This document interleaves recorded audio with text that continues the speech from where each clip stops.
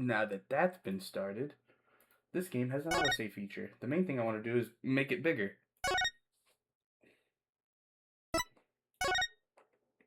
Alright, first, hold on. That is so loud. I've never played this one, so that's also part of why I'm like very excited to...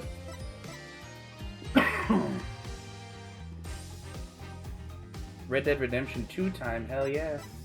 Let's see, PC config, there we go. Let's change you to that. Whoopsie daisies. Yeah, keep current settings, and then let's do borderless. There we go. Metal pipe dropping sound. Hell yeah. Finish playing the game. Nope. Here we go, game selection museum. Hell yeah. Alright. We're gonna start with Ace Attorney Apollo Justice. I do love the soundtrack for all the Ace Attorneys. Although Phoenix has still got to be one of my favorites. I did not make an Insta post. Should I? I can do it right now. I'll find a meme and post it. This was just a random Sunday stream that I decided to do. For Ace Attorney? Alright, let me get one real quick.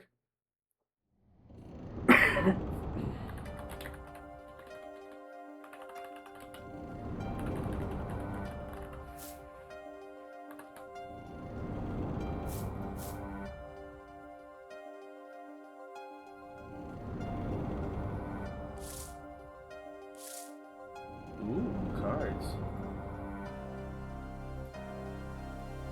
You lose.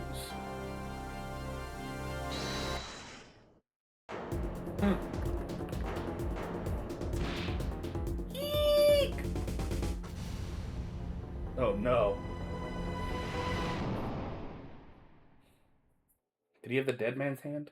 I didn't see.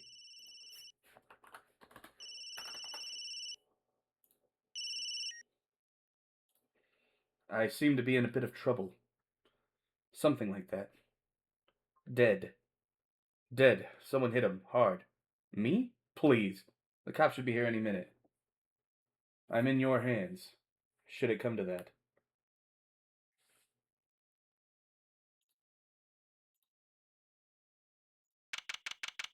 April 20th, 9:37 a.m.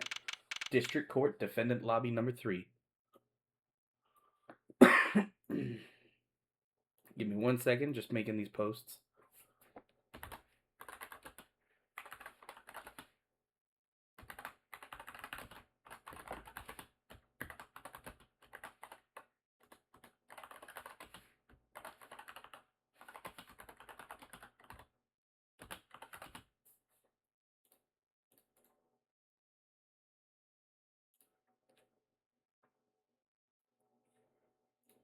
All right.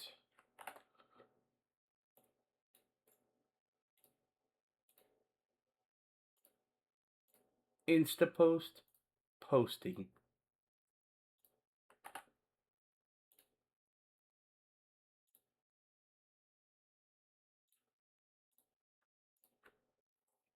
All right, post has been shared.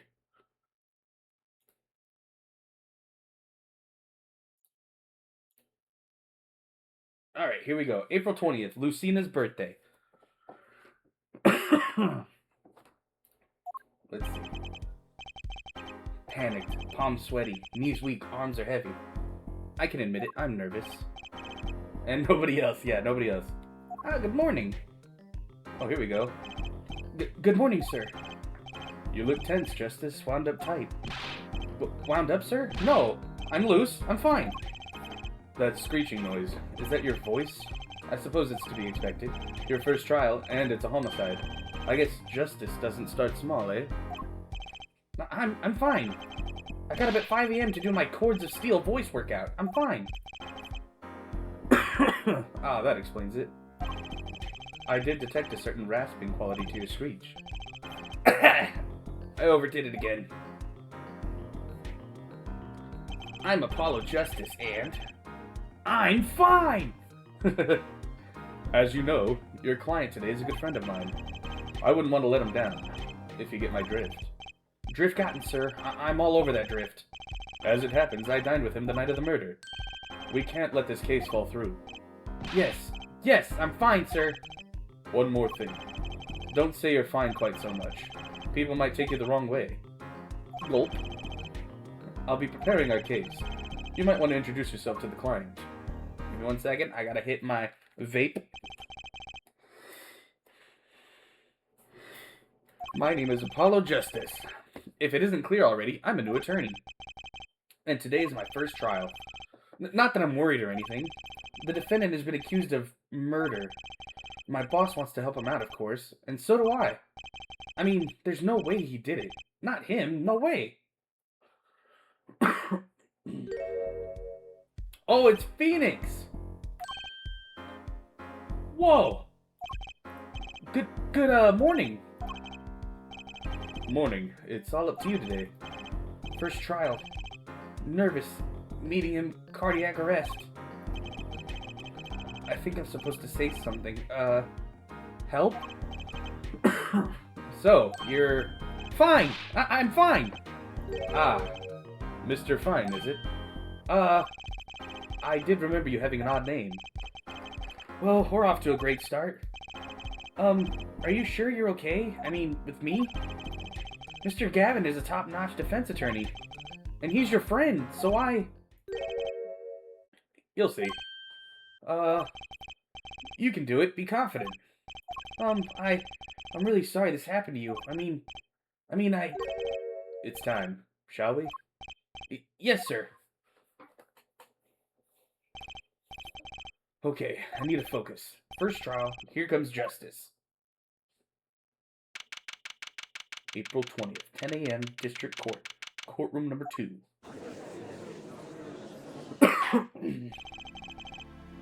The court is now in session. The prosecution is ready, Your Honor. The defense is, fine. Ready, Your Honor. Mind going blank. Don't panic. Too late. Your name was Mr. Justice? And this is your first trial? Yes, Your Honor, but I'm fine, really. Winston Payne. Are you quite sure? Your voice sounds a bit strained. Mr. Gavin? Yes, Your Honor? I was under the impression that you would be heading up this case. That was my intention, yes. However, a defense attorney must always see to his client's wishes. And my client specifically requested Mr. Justice. Well, of course he wants justice. But to entrust this case to this greenhorn, why? I do not exaggerate when I say that you're the best defense attorney in town, Mr. Gavin. Okay, so Gavin's got trial experience, fine, but does he have cords of steel? Then let's begin. The defendant may enter the courtroom.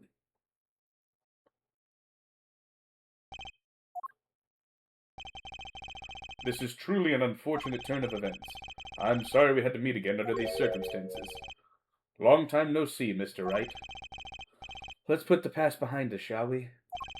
These days, I'm merely Phoenix Wright, piano player. Mr. Wright, how could this have happened?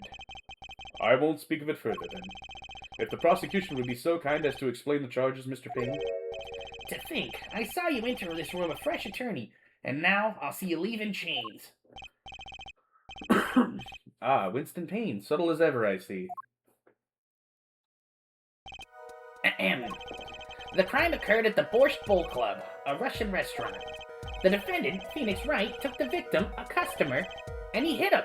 Wham! On the head. Smack! Killed him cold. A customer at the restaurant, you say? And the defendant, you say he was... The pianist for the club, it seems. Phoenix Wright, a pianist? This is the weapon that took the victim's life. A bottle of grape juice. Grape juice is apparently our defendant's drink of choice. The court accepts this deadly bottle as evidence. Deadly bottle added to court record. Something to note, Justice. All evidence is filed in the court record. Penis, right? Yeah. Make a practice of checking it frequently. The court record, right. I've heard of that. Use E to look at the evidence so far. I'm confident in your ability to handle this. Right, just use E. Sounds like the time for some hands-on action.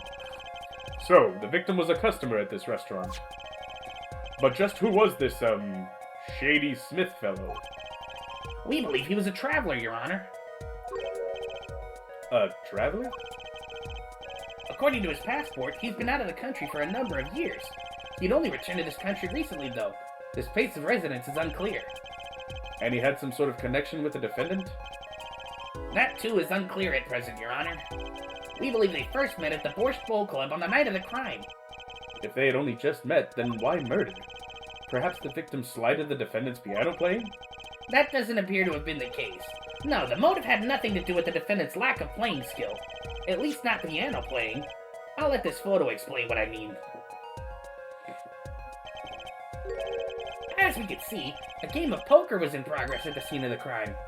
Wait a second. Isn't poker gambling? That's a crime in and of itself. Indeed. It appears our defendant has fallen to become the basest sort of criminal. It is true that while the defendant was engaged in a game of poker with the victim, yet it was only that, a game, in the purest sense. A competition, Your Honor. A competition? Yes, a test of wits, a silent clash of passions. Only the cards, their backs wreathed in blue flame, know its final outcome. Come again? The cards on the table had blue backs, Your Honor.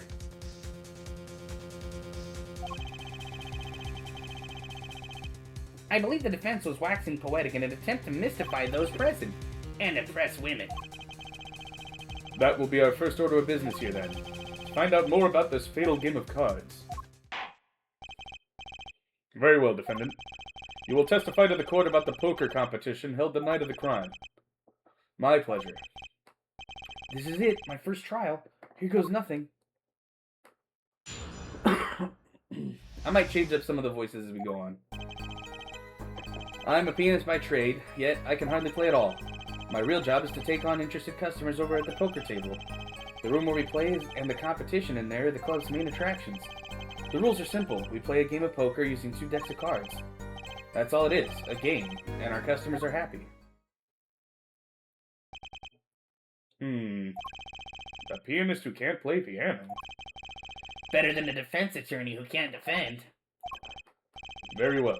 The defense may begin the cross-examination. Right, Your Honor. My first cross-examination. Don't blow it. Are you all right? You're sweating bullets. Bullets? Where? It's a figure of speech, Justice. Your voice sounds strained and raspy, too. My brain feels strained and raspy, sir. You've watched me perform cross-examinations many times, though you've never done one yourself, have you? Care for a refresher? What to do? Should I ask Mr. Gavin for a refresher course in cross-examination? Refresher course, please. Better safe than sorry, especially this early in the game. Yes, teach me. I know nothing. Indeed. Your job, Justice, is to be mindful of the court record and the testimony. Look for inconsistencies in the testimony with what the court record tells you. When you found an inconsistency, that's when you present the conflicting evidence from the court record with ease. But I didn't hear anything strange at all in the testimony just now. A good sign that you need to press the witness with Q for more information. Press him? Don't let the fact that he's a remarkable man hold you back. Get more information. But isn't Mr. Wright my client? Well, think you can do it? Yes, thank you, sir. I think I can do it. I think you'd better, or we're going to have a problem. Just remember, find any inconsistencies, any lies in the testimony, and reveal them to the court. That is cross-examination. Learn it, know it, do it. Inconsistencies, lies, Phoenix Wright? As if Phoenix Wright would never lie, and it's up to me to prove it. The defense may begin the cross-examination.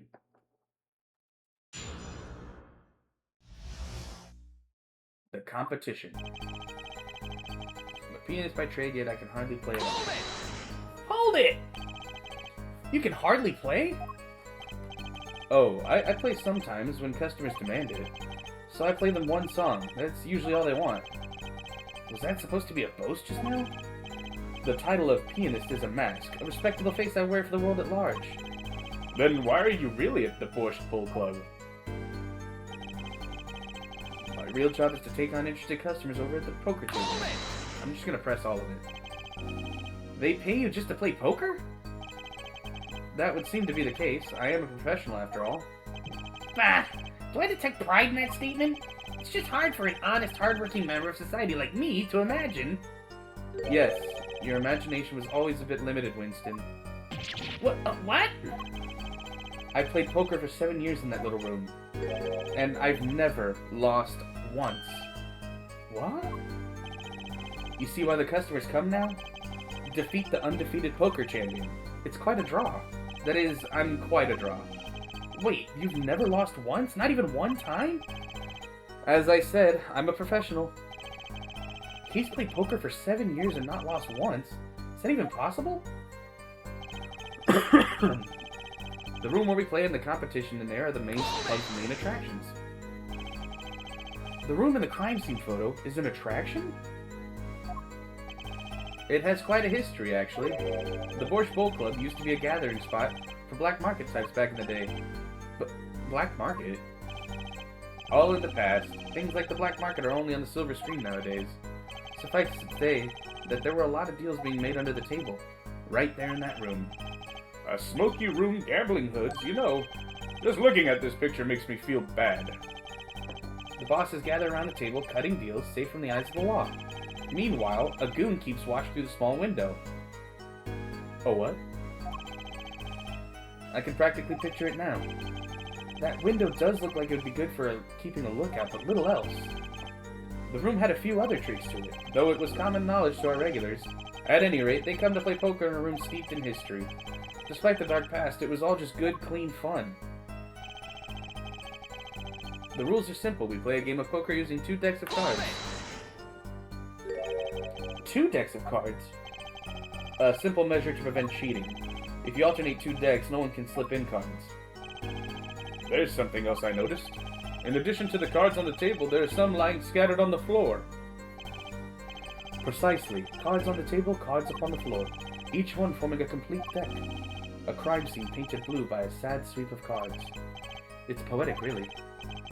Incidentally, we used 2 types of cards at the club. One deck of cards was red, the other blue.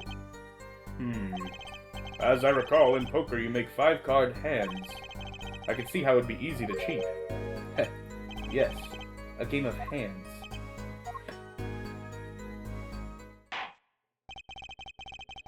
This competition you're talking about, I believe the court understands the nature of the game sufficiently. That's right. It was a simple game after all.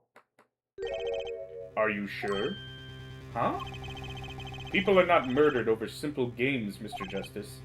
Defendant, you were in the room the very moment that the crime occurred, yet you claim no connection to the crime? Now that's strange. What's strange? I was testifying about the competition that night. Asking me about the crime at this point is against the rules, Your Honor. Of course, I expected to hear a cry of objection from the defense. I completely let that one slip by. Don't despair yet, Justice. Sir? Right. There's something I'd like made clear. Namely, your connection to the case at hand. And I'd like to hear it from you. Sure, why not? Very well, the defendant will amend his testimony. Just one little press, and I've got myself a whole new testimony. I pled silence regarding the murder, but I will say I never touched the murder weapon. I can't imagine Mr. Wright lying in a testimony. Isn't it a little early to be jumping to conclusions? This is your first cross-examination. Take it slow. If you need more information, don't forget to press. Right, I got it. I'm fine. Time to listen to that testimony again. I am a pianist by trade, yet I can hardly play at all. My real job is to take on interested customers. Okay. Room where we play in competition, and play in attractions. Rules are simple. Let's see, we're gonna press them on... Yeah, we're gonna press them on this one. Hold it! Silence? The defendant has the right to refuse to testify. I haven't forgotten everything about the law. But why? That clearly puts you at a disadvantage. And it's your job to turn that around in our favor, yes? Great. Like I didn't have enough to do already. Justice, didn't you detect anything odd about that testimony? Huh? Wait, something he said did ring a little strangely. Just one thing. Now what was it? When you figure it out, I'd suggest presenting evidence. Evidence that contradicts the testimony. A contradiction in Mr. Wright's testimony, but why? I'd better check the court record. I can't imagine Mr. Wright lying in a testimony. Yeah, let's check. Hang on. So the time of death was at 2 a.m., a single blow. Oh, okay, so the weird thing is that it's his favorite drink, so how did he not touch it? Right. Okay. Penis, yep. Yep, we know you got a penis. Okay. So let's present. Never touched it, but it's your favorite drink. You nerd. Oh, whoops. Objection! Boom! So, you say you didn't touch the murder weapon, this grape juice bottle, right? So I said... Something the matter, Mr. Justice? Too bad our new defense attorney never learned how to play dumb. What's this, Mr. Payne? I examined the bottle in question, you see, and it was covered with the defendant's fingerprints.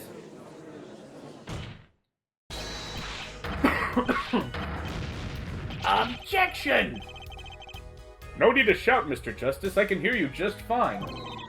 Haha. Excess yelling can damage the judge's ears and our case. But what about my cords of steel? Anyway, what's so strange about fingerprints on a bottle in a restaurant? Well, that's true. Oh, they wouldn't prove a thing if they were normal fingerprints. Huh? But the fingerprints on the murder weapon were upside down. Upside down? What does that mean? It means he was holding the bottle inverted, and there can only be one reason for that.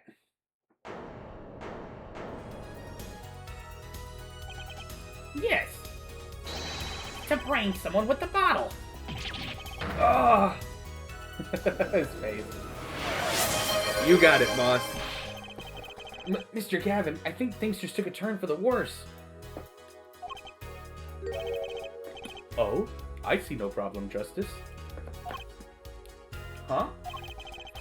The only thing that matters here is the truth.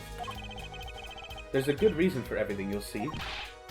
Defendant, can you explain your fingerprints on this bottle to the court? I stand by my plea of silence regarding the murder. For now. Not very cooperative, are you? This could hurt your case. I'm sure he's uncooperative because he's hiding something. There must be some reason. Your Honor, you seem to have forgotten something.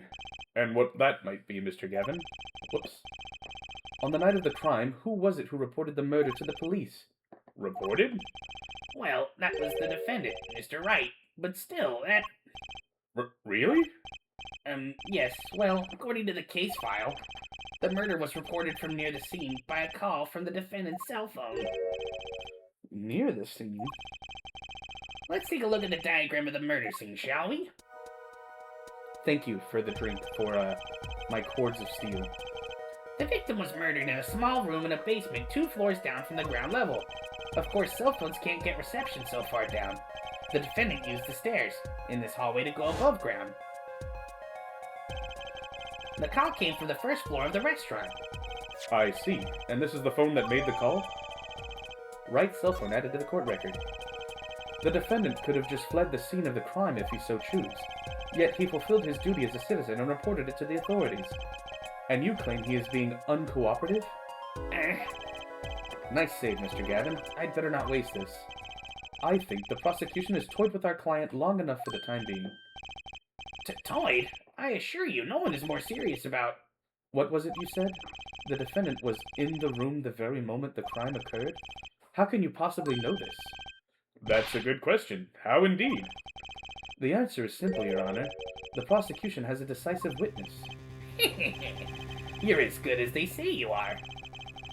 So someone else was in the room the night of the crime? That must mean they witnessed the crime. Everything up until now has been a warm-up, Justice. Are you ready? Very well. The prosecution may call its first witness to the stand. Uh-oh. The witness will state her name and profession. Hold on just a moment. Where's the witness? I surmise that she has been frightened by the defense's demonic-looking horns. Well, that's not very nice. So I used a little hair gel. Relax, people. Have no fear. If any horns point in your direction, this court will cut them off. Please don't. You are sure? I swear it on my gavel. Please come out. Isn't violence against hair a crime, Your Honor? Well, if you're sure it's okay.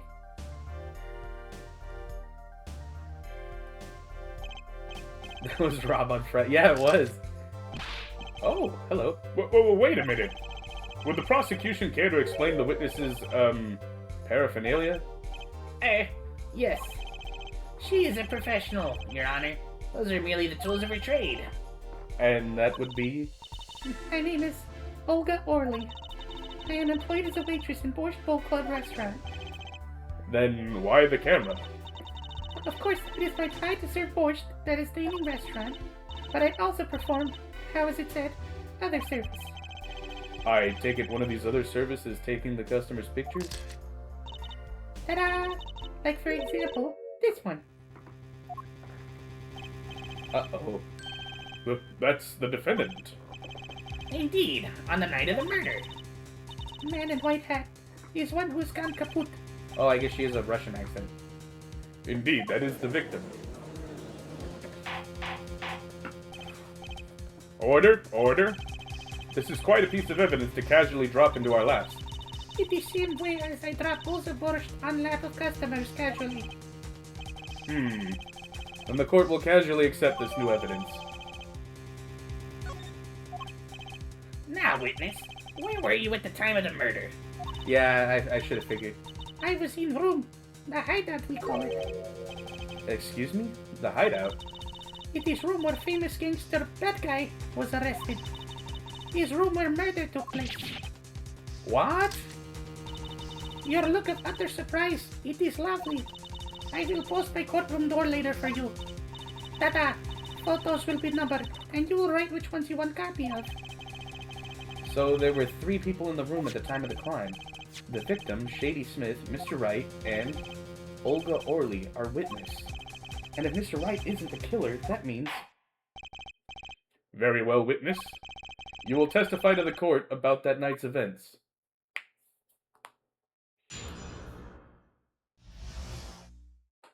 That fateful night. That night, customer asked me to deal cards for game. It was cold. Both players with hats on, da. The victim, he plays whole time with his hand on locket at his neck. Then, last hand he is done, but something terrible has happened, da. That man flew at victim, and they're strangling him to death.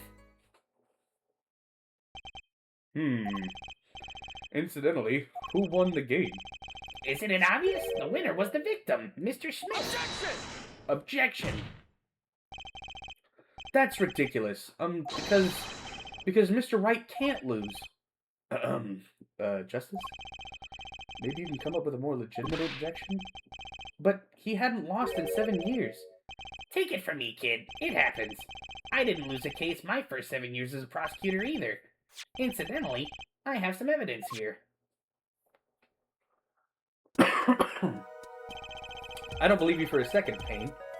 These are the poker chips as they lay in the very moment of the crime. The handed chips on this side belong to the defendant, Mr. Wright. Those on the far side belong to the victim, Mr. Smith. Chips, you say? Yes! Imagine that poker is war. Your hand is your army, and the chips are the spoils. I know that. After all, in my youth I was known as the poker head of courtroom number 3. I think he means poker face. Looking at this picture, it does seem that most of the chips are on the victim's side of the table. Chips photo added to the court record. Very well. The defense may cross-examine the witness.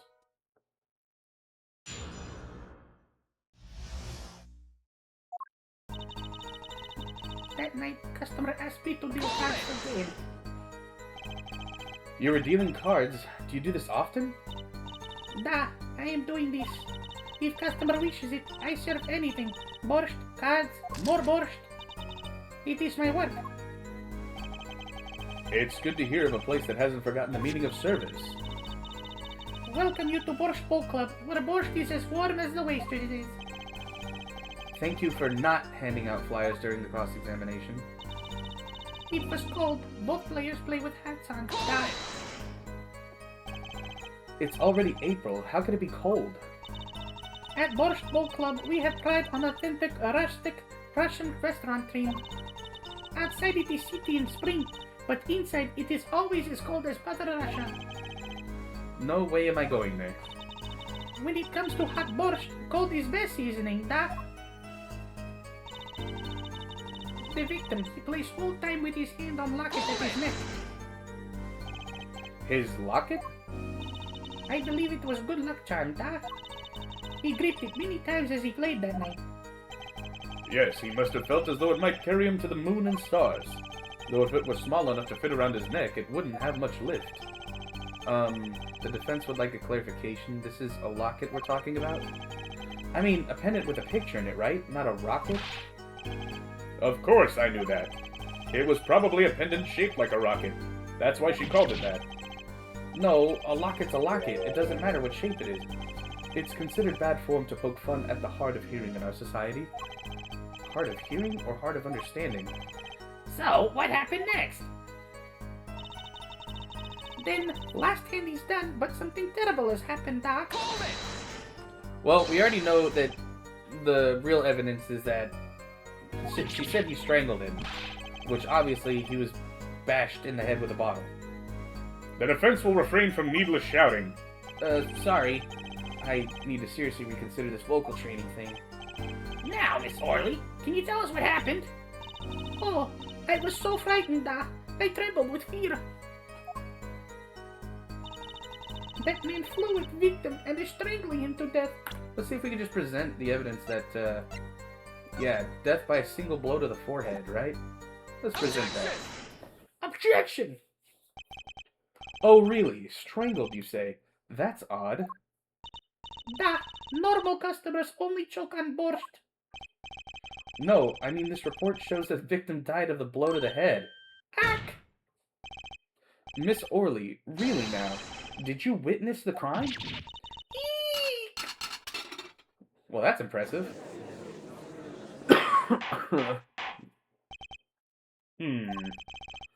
Looking at the picture, it doesn't seem like he was hit. He's still wearing his hat and everything.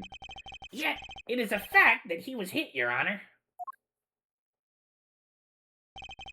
Here's a photo we took of the victim with his hat off during our investigation. Well, that's quite shocking, isn't it? This head certainly was hit. Crime photo 2 added to the court record. But, I have seen it happen. The defendant, he lunged at victim, his neck. Oh, really, Miss Orley? I think I've caught you in your own lie this time. Justice. I admire your enthusiasm, but perhaps you should think this through once more. What do you mean? I found a contradiction. There's one thing in her testimony that troubles me. Very well. It seems we should continue the cross-examination. There's such a thing as thinking too much. This horse is dead. Let's stop beating it. There's such a thing as thinking aloud too much, too. That night, customer asked me to deal cards for game. Okay, we already pressed on all this. Played the whole time with his hand on his locket. Okay, we did that. Something terrible has happened. Then it tried to strangle victim. He hit him with bottle. Go ahead. I believe you know what it is you need to do. There were only 3 people in the room at the time of the murder. The victim, Shady Smith, Mr. Wright, and if Mr. Wright isn't the killer, I've got you now, Orley. Do I? I'm actually a little confused. Deal cards. Cold, both players with hats on. Victim plays the whole time as... Oh, you know what? Hang on. There's no locket on him in the pictures. In this picture. Hold up. Both players play with hats on. Victim plays whole time with hand on locket. Let's present the picture of his death, because I don't see the locket there. Or this one. Right? Objection! You know, there was one curious part in her testimony, just like Mr. Gavin said. But what does it mean? Mr. Justice, would you care to explain what it is you're thinking so intensely about? Recall the testimony, Your Honor. Music stops so you know you're right? Okay, that's good. That's good to know. The victim played with his hand on locket at his neck, I believe she said. I hope you aren't about to raise an objection to the witness's grammar. No, but look at this photograph. Look at this photograph! Every time I do it makes me laugh. Do you see a locket on the victim's neck? Oh, hell yeah, the good music kicked in. Well done, Justice. I'm impressed. I knew you'd be able to handle this. But what does it mean? If we are to believe this witness's testimony as is, then the locket disappeared following the victim's death. Lockets don't just disappear, Your Honor. It's quite simple when you think about it. If the locket is gone, someone must have taken it off, no? Taken it off? Wait, you don't mean... The defendant wasn't strangling the victim at all. He was taking off his locket. Wouldn't that explain it? Ah!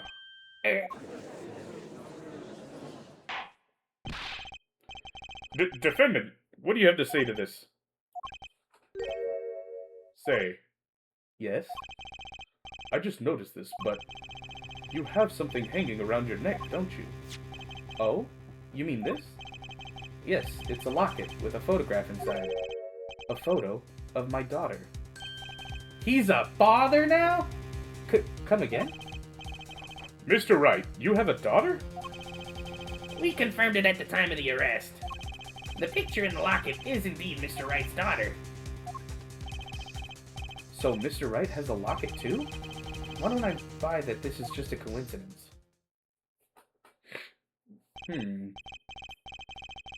Well now, if the results of this poker game led to the murder, perhaps we should hear a bit more about the outcome of the game. Further testimony won't really be necessary. It's clear the defendant lost, badly. Miss Orley, you will testify to the court about the game played between the victim and the defendant. Da. Witness testimony. Serious competition. The game began with 3,500 pointing chips for each man. House chips come in two sizes, small and large. The one who was winning, it was victim. For last hand, defendant play with all chips on table and lose. The moment loss was decided, defendant grabs bottle from table and... Indeed, looking at this picture, it does seem to be a one-sided game. As the court knows, poker was the defendant's life. Failure must have been a bitter pill to swallow. Ah, how many times have I heard these words? I done it in a fit of anger, Your Honor, and now I regret what I done. A common tale, but true. Methinks the judge watches too many old court movies. Mr. Wright said he hasn't lost in 7 years, so this testimony must be wrong. Can we get a ban in the chat for that guy?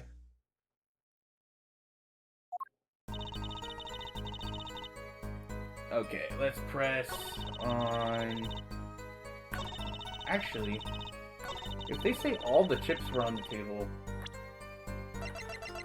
Were all the chips on the table in this? That seems like not that many.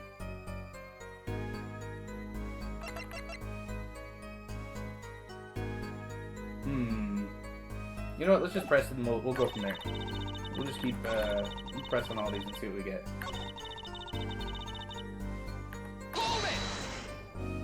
Let's see.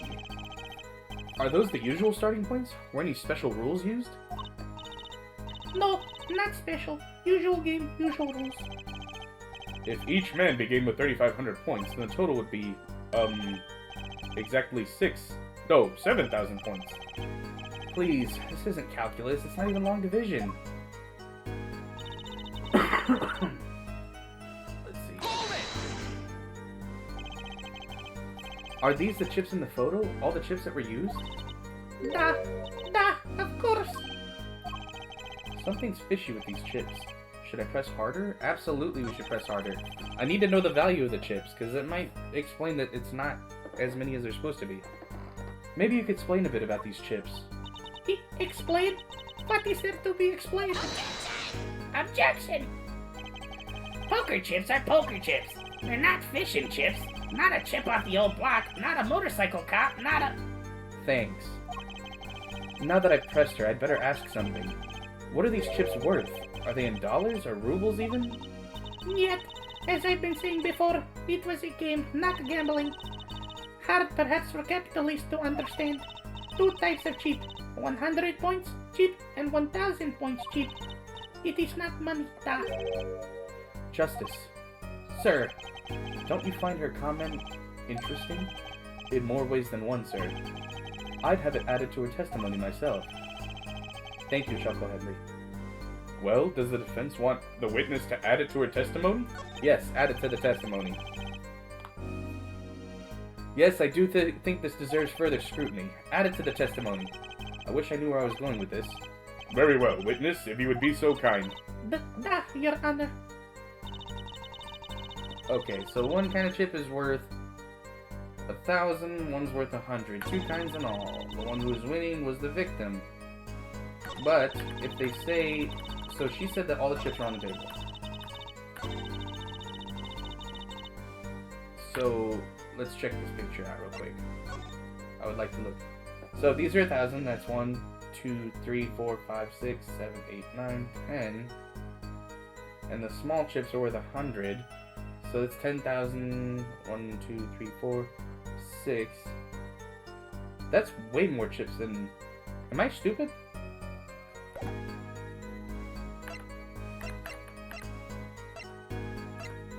They said the big chips were worth 1,000, and the small chips were worth 100, right?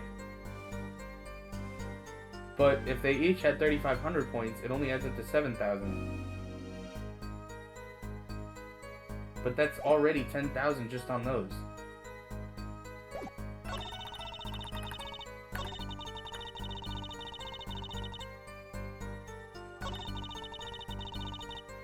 Well then in that case, let's present it here. Because then the chip points already don't match up. Objection! Okay, the music stopped. That means we're good. You're sure it was the victim who won? Absolutely sure? It seems our new attorney is a bit confused. A glance at the picture is enough to tell you who won, if you're not in kindergarten. Just for safety's sake, could you explain the problem to the court? Of course, Your Honor. In this photo, I see small chips and I see large chips. Tell me, which were worth 1,000 points? Why, the big ones, of course, duh. Oh, I thought so too. But then the totals don't add up. Oh! Okay, that makes sense. Whoops. Let's review what the witness told us. Each man started with 3,500 points in chips, and the combined total value of the chips was 7,000 points. Yes, if my calculations are correct. Let's see, 3 plus 1, carry the 5. They are, Your Honor. Now, look at this photo that allegedly shows all the chips. If the big chips are worth 1,000 points and the small chips are worth 100, and you add them up... How much is it?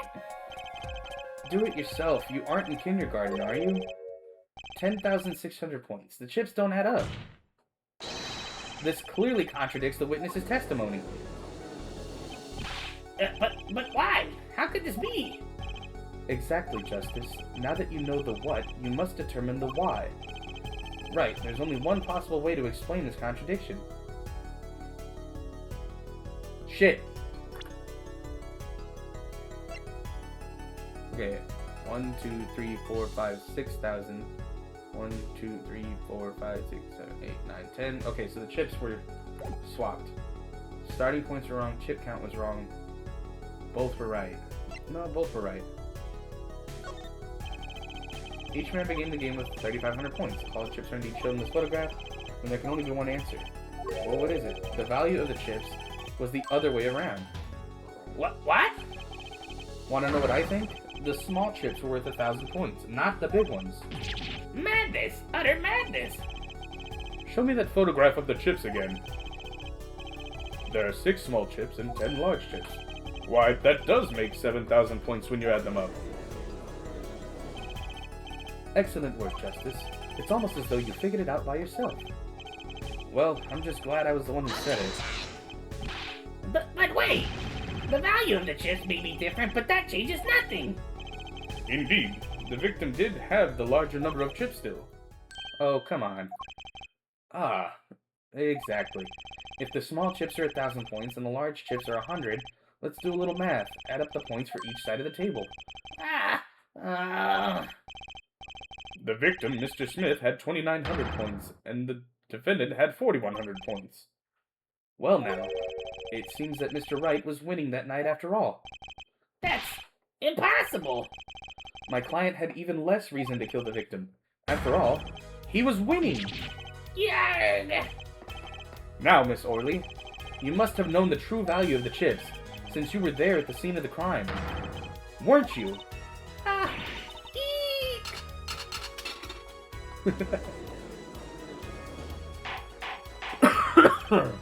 Order, order. It appears our defendant has lost his motive, and Mr. Wright's supposed defeat never happened. We must now ask ourselves whether we can trust the witness's testimony. Hold it! Excuse me? What is it, Miss Orley? I did not want to be saying this, but actually, you see, See what, Miss Orley? What do we see? In the last hand, there was cheat. A cheat?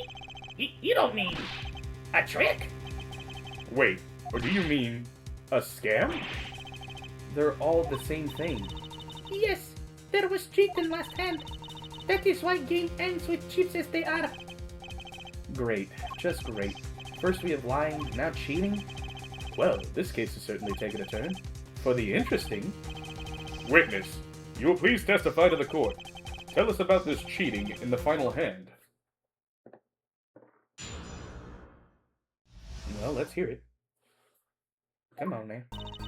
The last hand, both men had full house. There is 4 of each card in deck from ace to king. If you look at both men's hands, cheat is more obvious. The next moment, game becomes argument. The defendant's trick was exposed. He took bottle in his hand. Poor Mr. Smith.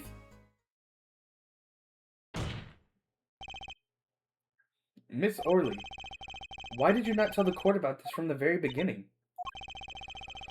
I thought I smelled a cover up here. Well, folks, it's time to throw back the covers. A full house is a very high-scoring hand. Not easy to make in my experience. That alone is enough to suspect less than scrupulous tactics. Mr. Gavin? What's a full house? Lawyers these days, you don't know your poker? I can't say this bodes well for your case or career. What is this, some kind of secret court poker ring? Justice, you know the terms 1 pair, 2 pair, and 3 of a kind, yes? Yeah, no problem. 2 cards with the same number makes a pair, and 3 makes a 3 of a kind. What's a battle? Yeah. Good, now picture a hand with 1 pair and 1 3 of a kind. Apollo never played Balatro. That's a full house. That doesn't sound very easy to make, does it? You can see each player's hand in this photo. Wow, they both have full houses. We forget there's an easy way to make a full house and go undefeated for 7 years. You cheat. Did that attorney just ask what a full house is? Yeah. I feel like even if you've never played poker, you probably at least, like, know, like, oh, okay, a full house is, like, a big deal.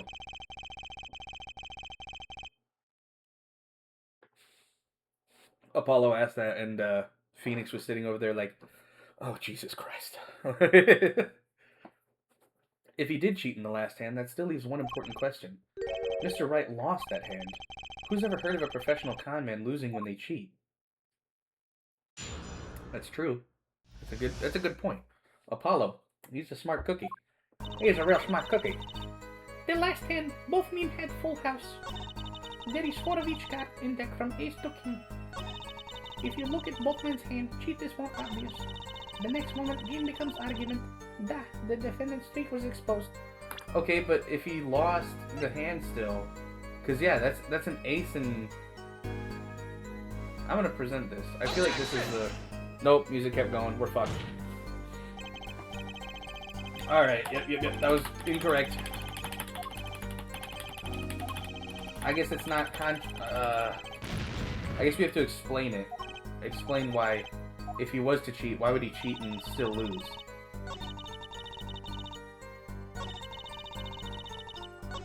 You know what? Let's just do the classic press everything.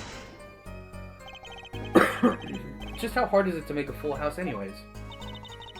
It is quite hard, It is making a pair and a three of the kind at the same time. I guess that's right. Very difficult to be sure. You can take my word as the poker head of courtroom number 3. Very difficult, but it's not impossible. Okay, full house hard. This line of questioning, a waste of time.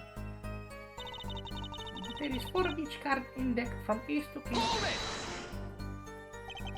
4 of each card, you say? There is 1 spade, 1 diamond, 1 heart, and 1 club for each card. It is interesting fact that this number 4 comes from number of seasons. Huh, you don't say. Ah, and did you know that the cards are numbered 1 through 13? Add all the cards in the deck and you get 364 a year. Huh, you don't say. Isn't that 1 day short? That's why each deck has 2 jokers. They say the second joker stands for the leap year. Thus you have a perfect representation of the year, all in a deck of cards. Is that true? I've never heard that before. Huh, you don't say. We're going to be in this courtroom for a year if it keeps going like this. Yeah, that is a weird, thing to go off of, but I didn't know that. That's actually interesting if that's true. If you look at both men's hand, cheat is more obvious.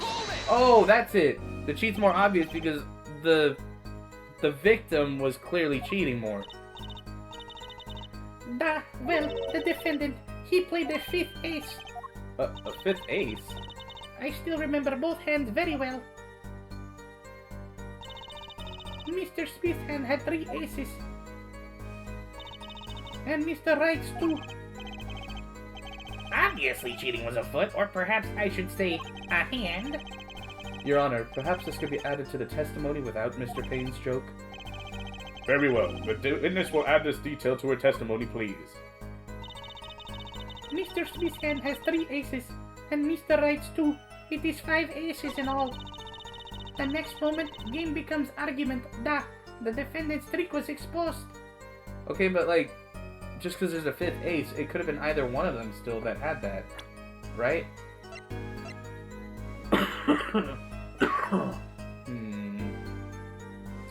I believe the next one is probably going to be something in here that shows that there were 5 aces, but I'm not sure yet. So yeah, it's 5 aces, so someone cheated, but that still doesn't prove that Phoenix cheated. Do you recall what the men were arguing about? I believe so. The victim, he shouts, "You are a cheater!" And then the defendant shouts something like, "I have objection!" That's funny. Shouting objection, eh? Old Arbitza had to break. First he bluffed his way through the courtroom, now he bluffs his way through life. However, Mr. Wright lost the hand. That seems to cast a shadow of doubt on Mr. Smith. Humiliation from losing even when cheating. That is what set fire to defendant's heart. So what did the flaming defendant do next? Alright. I mean, I know him and, Edgeworth have a thing, but I don't know if you could just say that. He took bottle in his hand. Poor Mr. Smith. By bottle, are you referring to this? The defendant uses this bottle to... This behavior is an admission of cheating by the defendant. But why use a grape juice bottle? You'd be surprised at what can be used as a weapon. This juice is recommended drink of Borscht Bowl Club. This year's vintage is remarkable for its hefty flavor. Hefty enough to brain a grown man, apparently. First she says it was a serious competition, now she says it was cheating. Justice, notice anything odd? Her testimony keeps changing. Now she says the defendant cheated. Actually, yes, I had noticed that. Let's get to the truth about this cheating first, shall we? Right, leave it to me. Alright, I'm not sure what to press here. I'm a little confused. I'm not gonna lie.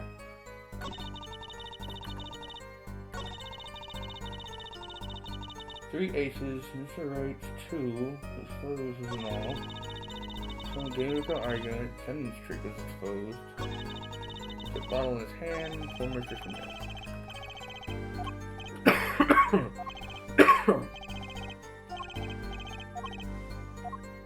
Okay, so no matter what, she always keeps putting the blame on Phoenix. and saying that he cheated. 4 cards.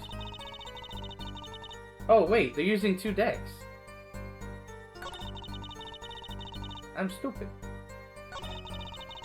It's not cheating. They're using 2 decks.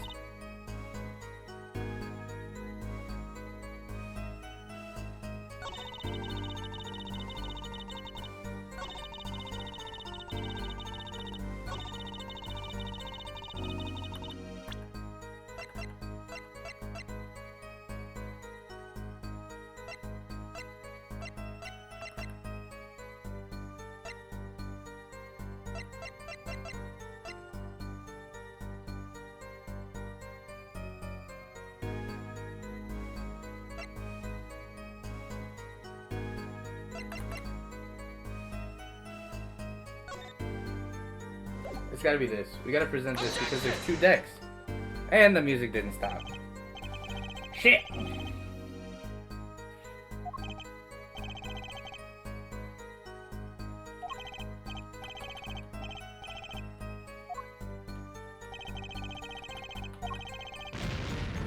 Yeah.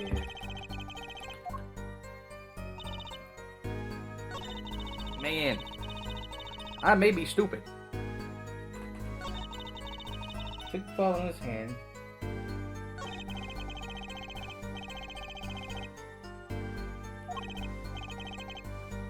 Yeah.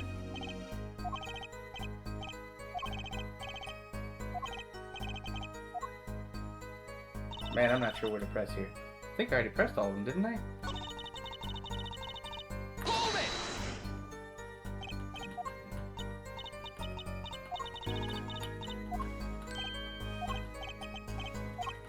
Okay, so we got this, but hang on. What to do? I'm a wee bit confused, I'm not gonna lie. Mr. Smith's hand has 3 aces, Mr. Wright has 2. 5 in total. The next moment, game becomes argument. Trick is exposed. What trick? That's the part that I'm...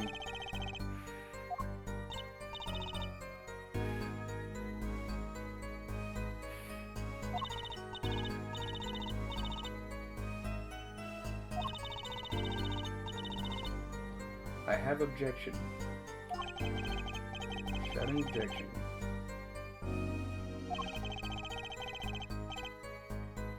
Objection! Wait.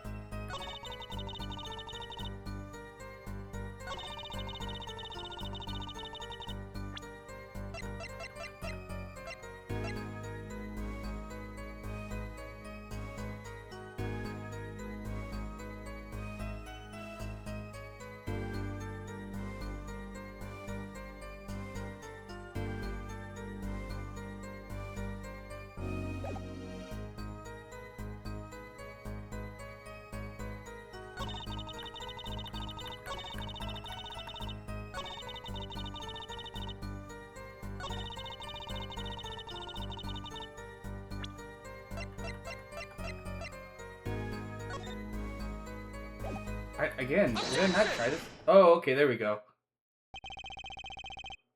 It appears the witness is mistaken. I thought I did that already.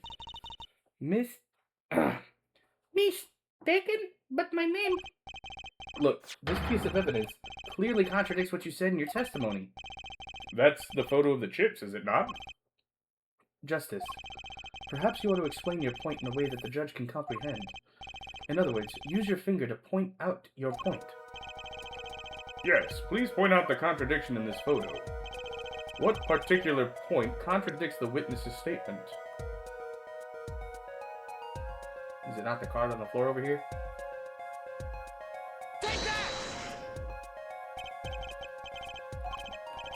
I guess not.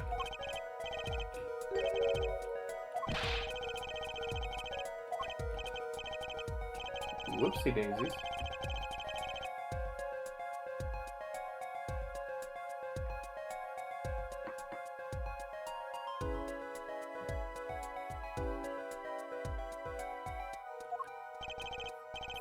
I guess let's try his hand.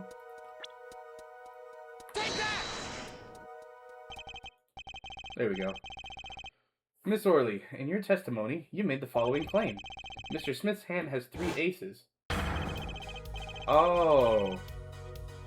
God, I'm fucking stupid. But as you can clearly see, the victim's hand only held 2 aces. Well, maybe as the witness was simply confused. Perhaps it was the defendant's hand that held the 3rd ace in question. Dude, I just accepted that. I didn't even look. Take another look at the evidence. As you can see, the defendant also had 2 aces in his hand. Where's this 5th ace? I see cheating alright, and it's going on right here in this courtroom. 2 aces in each player's... Oh, sorry. 2 aces in each player's hand does make 4 aces total. Hardly proof of cheating. Wait, please. It is true. I have seen it. The 5th ace. There was cheating, I swear to you. That's odd. She must be lying, yet she's the most sincere I've seen her all day. You're right to trust your instincts. Mr. Gavin? Who knows what lies in store for us in the trial ahead? Your Honor, if I may, I have a suggestion. What might that be, Mr. Gavin? If you don't mind, perhaps we might examine the actual cards? The cards? Mr. Payne, Yes? the players' hands that night were set aside as evidence, were they not? The defense would like to request that the cards be shown to the court. Very well, the prosecution will submit this as evidence. Which will you examine? The victim's cards or the defendant's cards? If these cards don't prove cheating was going on, then nothing will. Now, which of these hands is more suspicious? The victim's hand. It was the victim's hand that changed over the course of the witness's testimony. The defense requests time to examine Mr. Smith's cards. Very well, Mr. Payne, if you would. Very well. Received evidence, victim's hand. Well, time's wasting. Get to it, Justice. Yes, sir. Alright. Let's examine this. When examining evidence, be sure to view it from all sides and angles. Try using up, left, down, right to turn it every which way, and B and M to zoom in and out. That should give you a better perspective on the case. Okay, let's do this. Alright, let's flip it around. Boom! Easy. Bam! Boom. Look at that. Examine.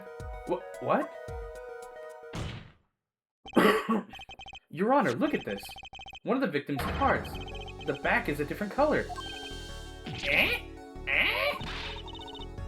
That's impossible.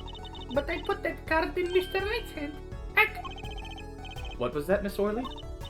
No, yet. I merely said, I have eek. Your Honor? Mr. Gavin? Yes? Tell me, what is the easiest way to cheat at poker? To cheat? I'll tell you. One merely needs a friend, a comrade, shall we say. The dealer. Ah! Wait, so you mean... This witness, Miss Orley, she's the cheater. A professional, I'd wager.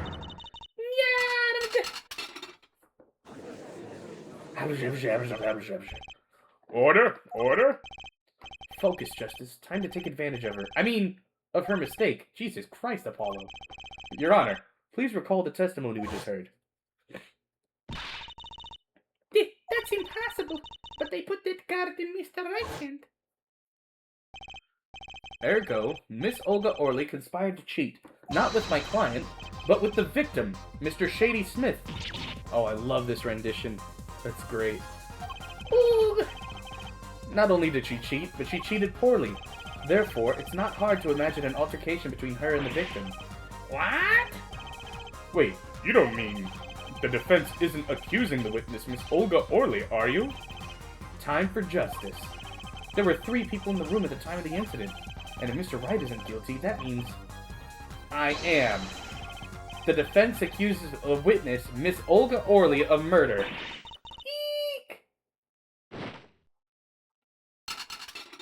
It's still caught. That's great.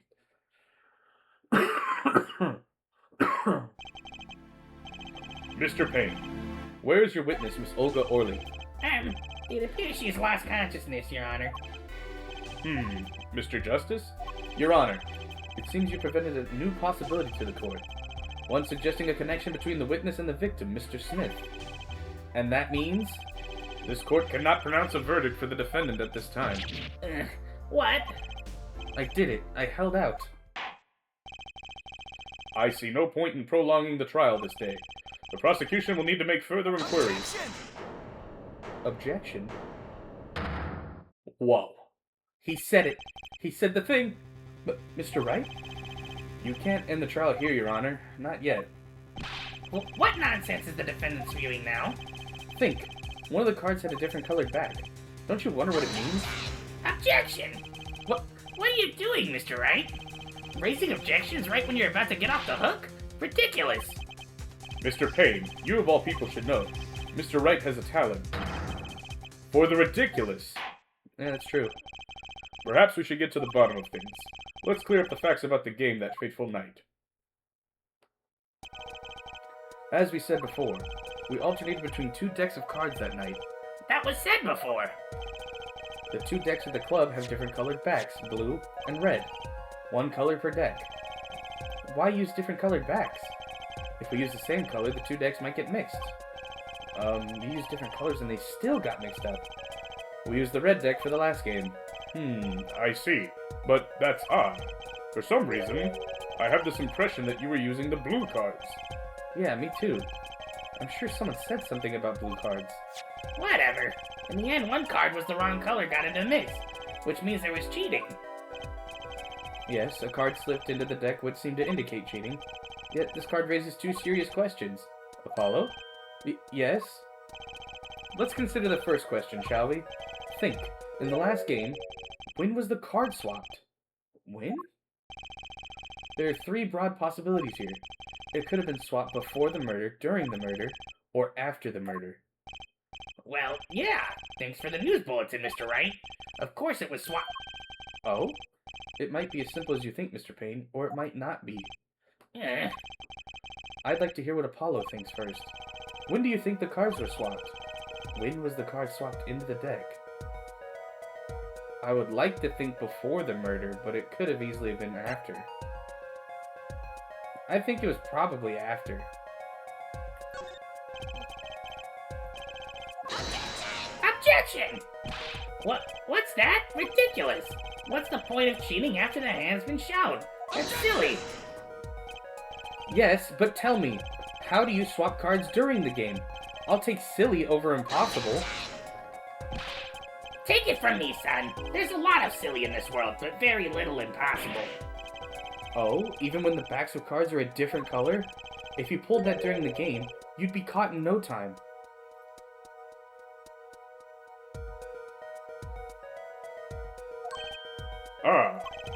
Quite true. That would mean that the blue card in question was swapped after the hands were shown, after the murder.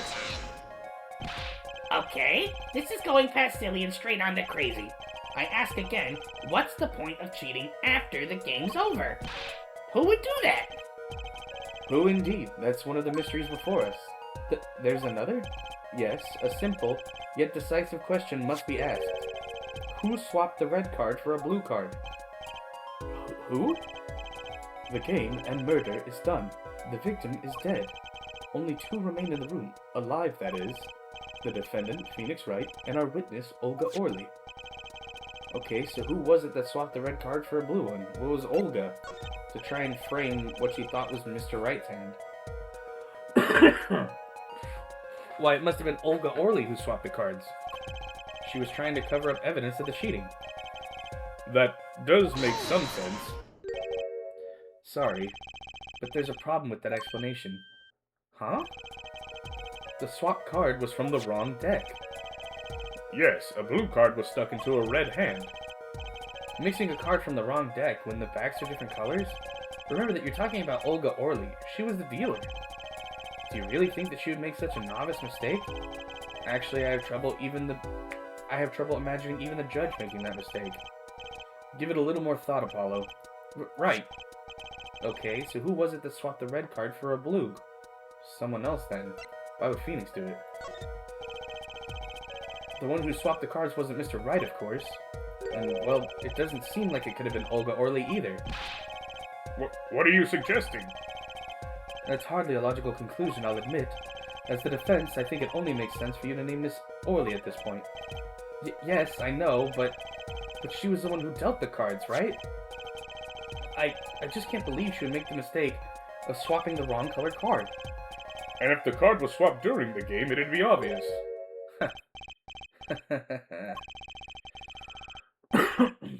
Something you'd like to share with the court, Mr. Wright? Oh, my apologies, Your Honor. I was just thinking how much fun all this is. Fun? How about confusing? I have no idea what the defense is claiming, Your Honor. If the one who swapped the card wasn't the defendant, and it wasn't Miss Orly, Then who was it? yeah, that judge is About to get hit. yeah, well, that is the question, isn't it? Precisely. Huh? I believe we're about to see this case take a new direction. A new direction? We'll find that, indeed, after the murder, someone swapped one of the cards in the victim's hand, and that someone made two critical mistakes. I'm sure you're going to tell us that the first was swapping the wrong color card, because the one who did the swap didn't know the two colors of cards were being used. The other mistake was the number on the card. Right, the person replaced the fifth ace with a king. I'm sure whoever swapped it wasn't expecting there to be a fifth ace after all. All they knew is that the game had to be won with a full house. So they picked up a king from the table and swapped it in. But there's one problem. According to our case record, this person doesn't exist. True, not until now, but you have to admit the possibility of a fourth person. Though it's more than a possibility. There was someone else there that night at the scene of the crime. What? I believe the judge spoke truthfully earlier. You do make trials ridiculous, Mr. Wright. This trial has proceeded on one central assumption, namely that at the time of the incident, there were only 3 people in that room. I believe this new evidence, shall we say, overturns that assumption. The problem is that you chose to conceal this information from the court. I suppose that is a problem, yes. Court is adjourned for a brief recess.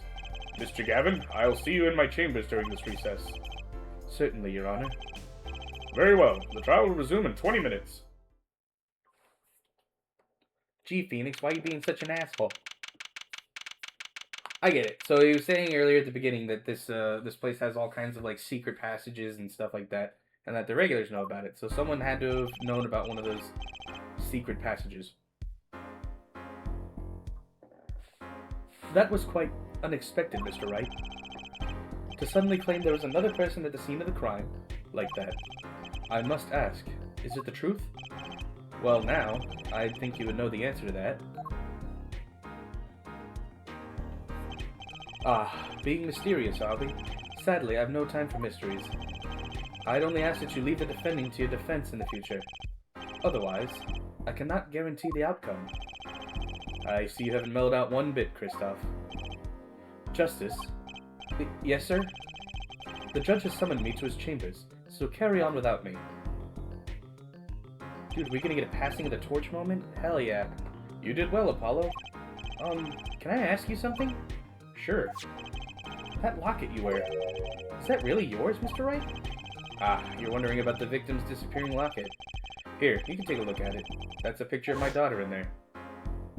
Ooh. Oh, look at her. But who's the mom? I'm just surprised to hear you had a daughter. Most people are. Perhaps you'll meet her one of these days. One more question. Who's the one who cheated that night? Was it you? What do you think? Huh? You know what happened 7 years ago? What I did? It's not unreasonable for you to think I might cheat. I never, honest. But it is odd that he managed to go undefeated for 7 whole years. Want to know something? There's only one game where you can be dealt bad cards all night and still win. Poker. Huh? You see, poker is all about reading your opponent. In that way, it's a lot like a court case. Poker is like trial law?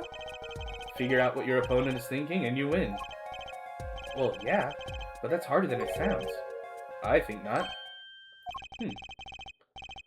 Try as they might to conceal it, everyone reveals their true thoughts in the end. Their body language can become a valuable source of information. You're kidding. That witness, for instance, Miss Orley. She would touch the back of her neck during certain parts of her testimony. Did you notice? No. Come on, who'd notice that? Words, habits, twitches, it's all information for the reading. That's the secret to winning, Apollo. Someone taught me, and now I pass the secret on to you. Yeah, pass it with the torch! But I'm not worthy. I mean, there's no way I'll pick up on these signals. No, you can do it. Huh? You just don't know it yet. What's he talking about? But you will, soon. Ah, almost forgot. One last thing. About this case. You should know. I haven't told the truth to anyone yet. What? I knew it. I have my reasons, of course. All shall be revealed. And Apollo, I need you to be there, defending me. I need your power. My, power? I had no idea my cords of steel were that special. It's time. The real trial begins now. Do your best. To be continued. I think we'll finish this first trial and then we'll call it for today. Because I do want to see the ending of this case. Save my current progress? Absolutely. Save complete. Turnabout Trump. Continue on the next chapter? Yes. April 20th, 12:14 p.m. District Court, Courtroom number 2.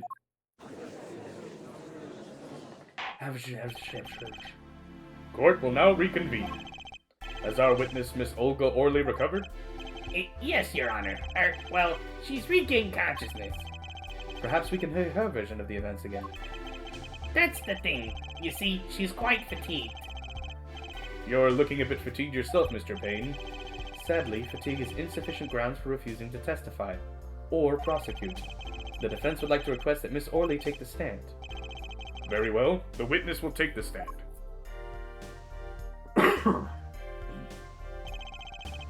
Perhaps you could repeat your name and profession? Or perhaps you'd rather admit that you're a poor liar and a poor loser. Not. Whoa. She's a pirate? Name's Olga Orley. That's the truth. I'm a pro dealer. People call me Olga Quickfingers Orley. Oh? Oh, really? Want to know something else? I'm not really Russian, and my last name sounds like "oh really." There, that's the truth. I hope you're satisfied. Alright. Witness, you will tell the court what you were really up to that night. Fine, I'll talk. We had plans, see? Let me remind you that you are currently under oath. Any further fabrications will have serious consequences. Fine. Like I said, I'm a pro. That guy Smith hired me to do what I do best. I was planted at the Borscht Bowl Club several days prior to the night of the game, as a waitress. So you were in cahoots with the victim? Not that he needed my help. Smith is a well-known poker player in some circles, but winning wasn't the main purpose of this game. It was about destroying a legend, the unbeatable Phoenix Wright. The plan was simple, elegant really. You see, we set up a trap of sorts. I was to plant the card in Mr. Wright's pocket beforehand, and then deal 5 aces one of their games. When their hands were revealed, Mr. Smith would call him out and search Wright. He would then pull out the planted card and the trap would snap shut. You swapped the cards. Exposed as a cheater and losing on top of it. It would have made a great double play. Just like that, the legend would be dashed to pieces. Indeed. Getting caught red-handed at cheating would cast doubt on all his prior wins. A 7-year legend destroyed by one little card. That was the plan. Oh really, Orley? How droll. But it appears you made quite the mistake. A mistake? I agree, the trap was elegant, yet what happened to that planted card?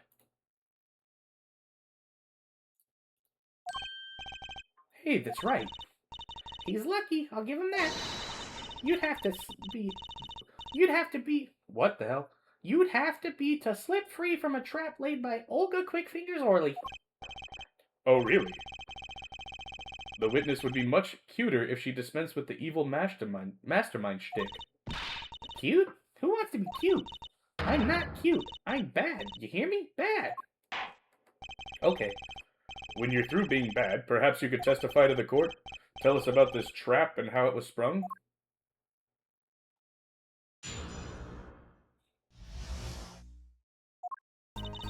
That night, I planted the card like I was supposed to. And Wright lost the last hand just like he was supposed to. Then Smith searched him. But the planted card was gone. The trap failed. The next moment, Wright picked up a bottle and swung it. It wasn't me who hit Smith. It was that no-good cheating defendant. Except he didn't cheat. A surprisingly frank testimony that still leaves us mostly in the dark. The trap was perfect, I tell you, perfect. If that rotten cheater hadn't messed it up. Look who's talking. Well, the testimony, for what it's worth, is all yours, Mr. Justice. With witnesses like her, who needs criminals? And with defendants like Mr. Wright, who needs prosecutors?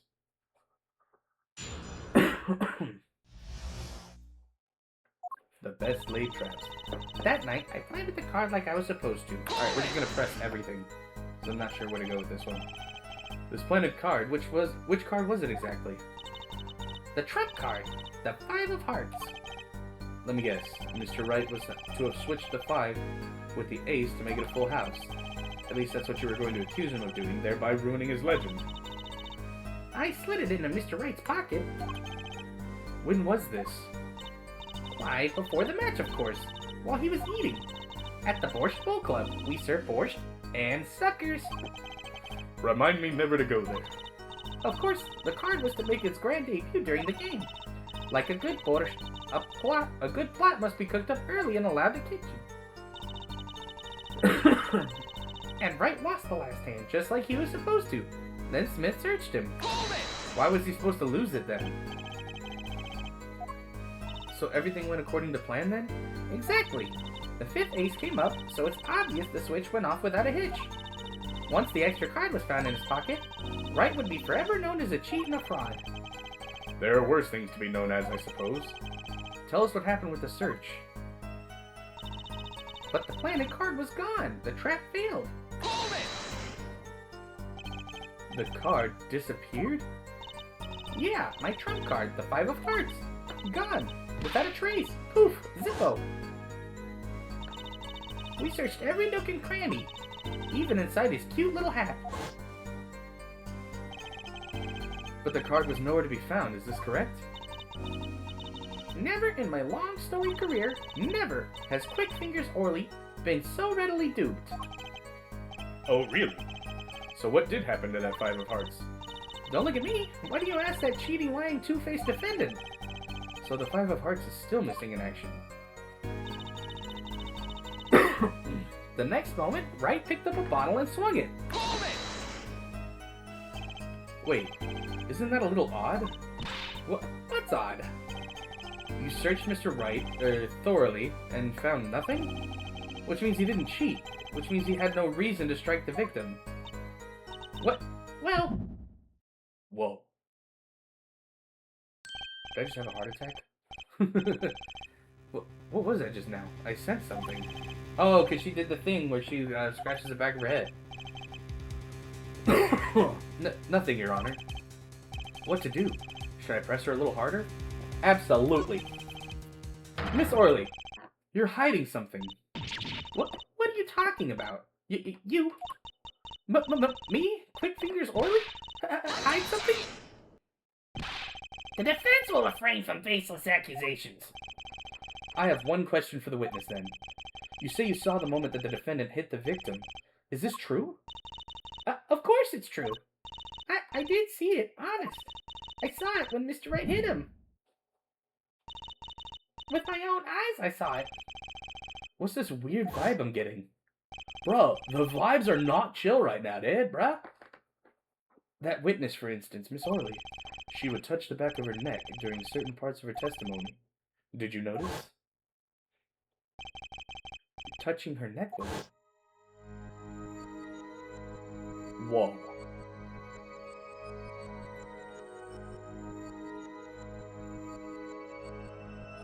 Yep, she's touching the back of her neck. Whoa, what's going on? The sensation, it's coming into focus. There, that twitch, it's so clear. It's like I could perceive her habit, like I couldn't before. Oh, perceive. Press R to perceive. I'm perceiving! Gotcha! Whoa.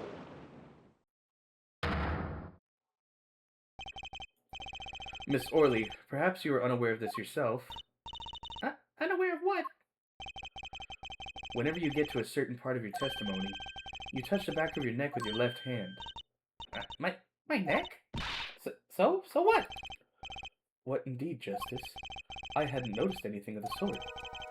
When she says that part of her testimony, she's subconsciously recalling something. Her body reacts to the memory, and she touches her neck. I'm sure of it. A memory? Would someone care to explain what he's babbling about? This is highly unusual, but let's ask the defense. You claim the witness is remembering something. Maybe you have evidence of this memory to show us? Her habit is scratching her neck whenever she talks about the moment of the crime. So what would remind her of the moment of the crime?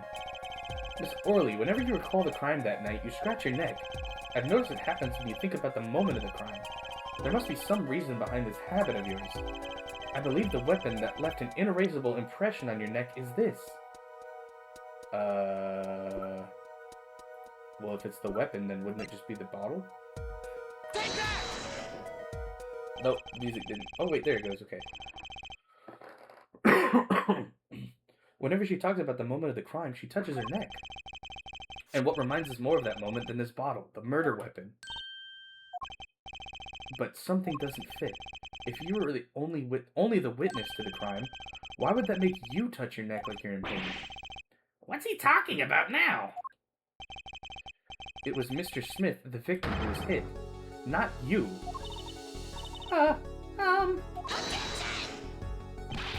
This is a cross-examination, not a cross-wild conjecture. The witness's habits? They're completely irrelevant. Justice, I'll admit, I'm a bit confused myself.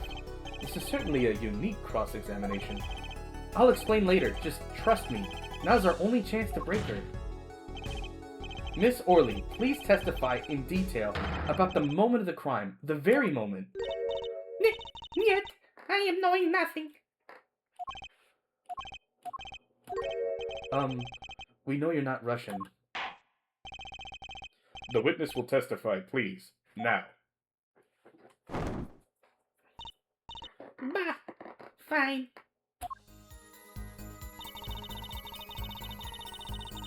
He's the one who did it.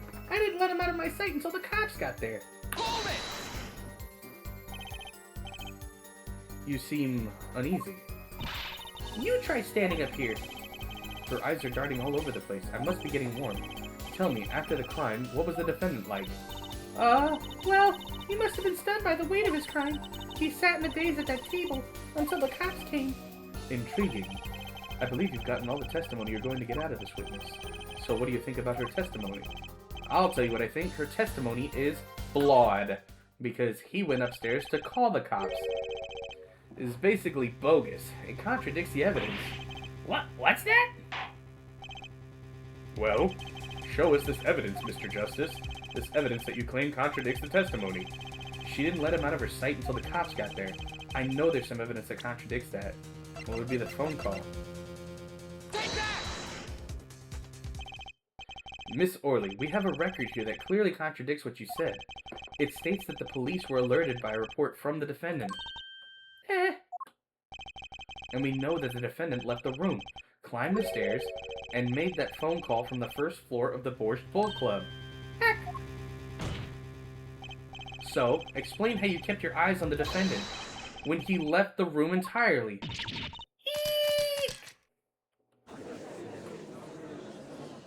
The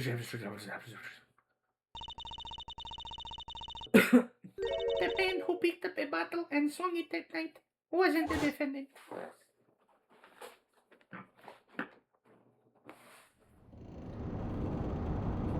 Whoa. Dum, dum, dum.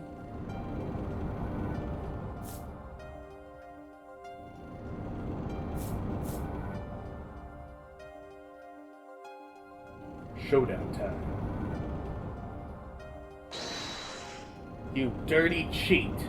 Check his pockets, now. It's gone. The card's gone. You lose. Ah! Just then, Smith grabbed the bottle from next to right, and he hit me. You, some master of cheating you turned out to be. Eek! When I came to, The victim was already dead. Is that it? that's why I couldn't reveal who I really was. If it came out that I was in league with Smith, I'd be a suspect for sure. Well, where does this leave us? But madness! This is madness! I'm dreaming! It must have been me who was hit with a bottle, and I'm imagining all of this. It appears our prosecution is at its wit's end, and frankly, I can't blame him. Mr. Gavin, what do you think about this turn of events? Mr. Gavin, sir?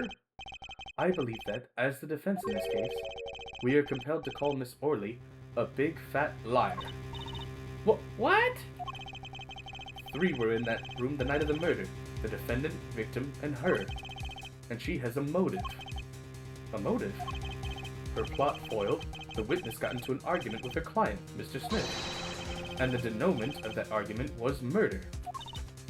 What? I'm no killer. It's a trap. Someone's trying to frame me.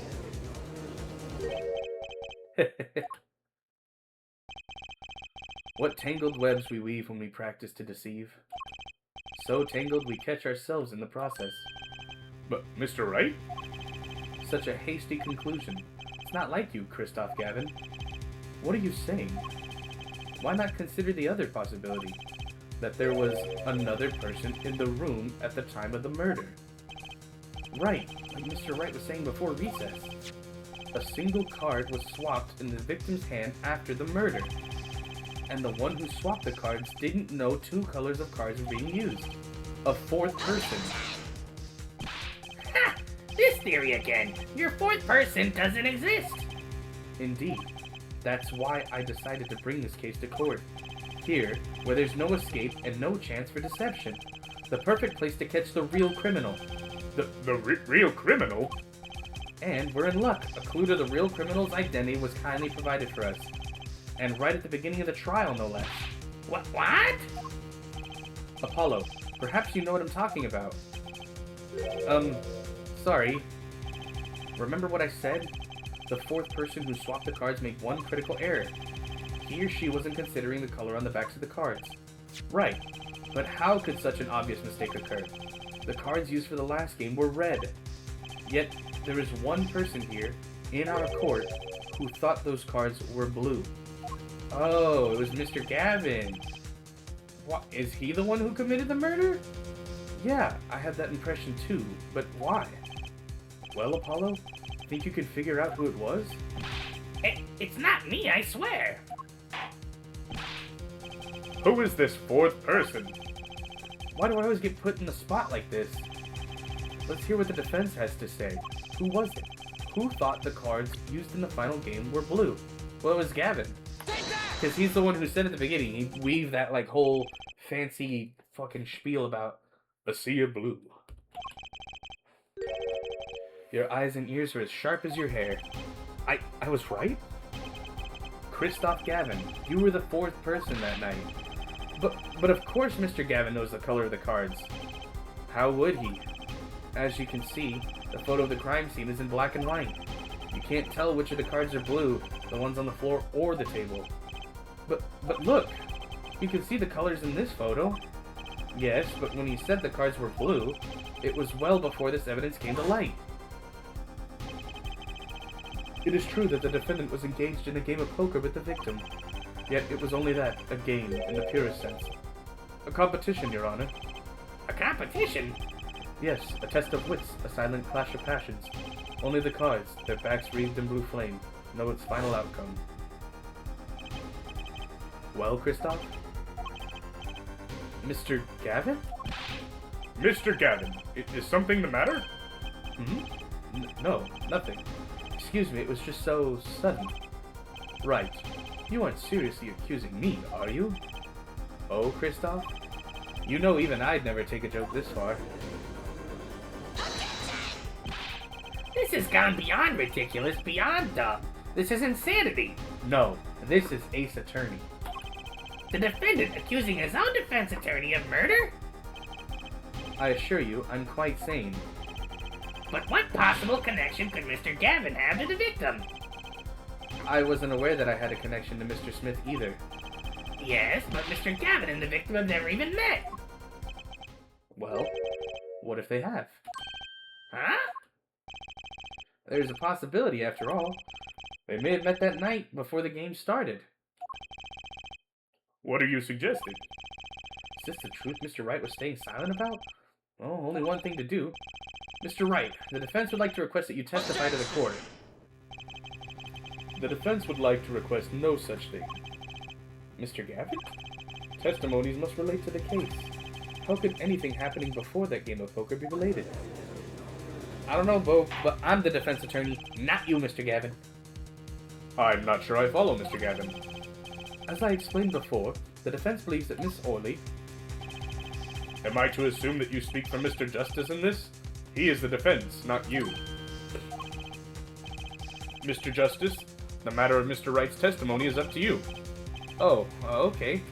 Gulp. Does the court, in your opinion, need to hear Mr. Wright's testimony? Yes, we do need to hear it. This was Mr. Wright's strategy. He was planning this all along, and I intend to see it through. The defense would like to request that Mr. Wright testify to the court. Et tu, Justice? You would betray me, your teacher? I'm sorry, Mr. Gavin, this isn't about loyalty. This is about the truth.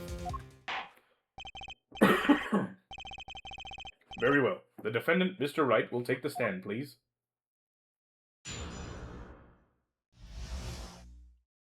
Appetite before murder. That evening, Kristoff and I had dinner. We sat at the table in this photograph. Shady Smith walked in 5 minutes after Kristoff left. When the trap failed, Smith hit the waitress.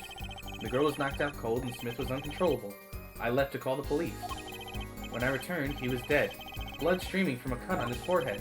That's when I made another phone call to defense attorney Gavin. Mr. Gavin, you were at the Borscht Bowl Club the night of the murder? I dine with him rather frequently. And he talked to the defendant on the phone directly after the murder? Quite against my will, I had become involved in a murder.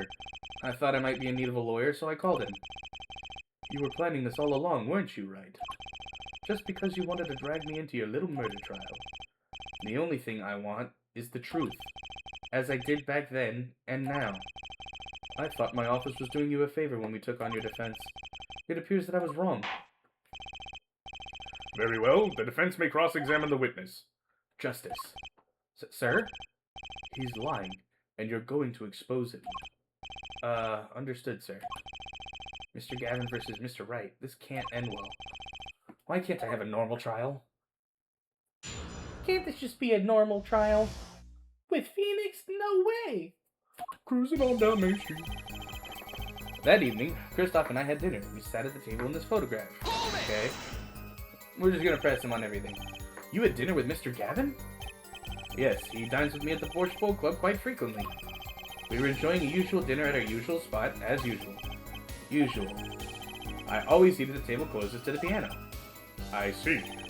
Where Mr. Smith was sitting. So, the plates and such on the table were from your dinner? Indeed. The remnants of my meal with Kristoff. We dined for 2 hours, then Kristoff left.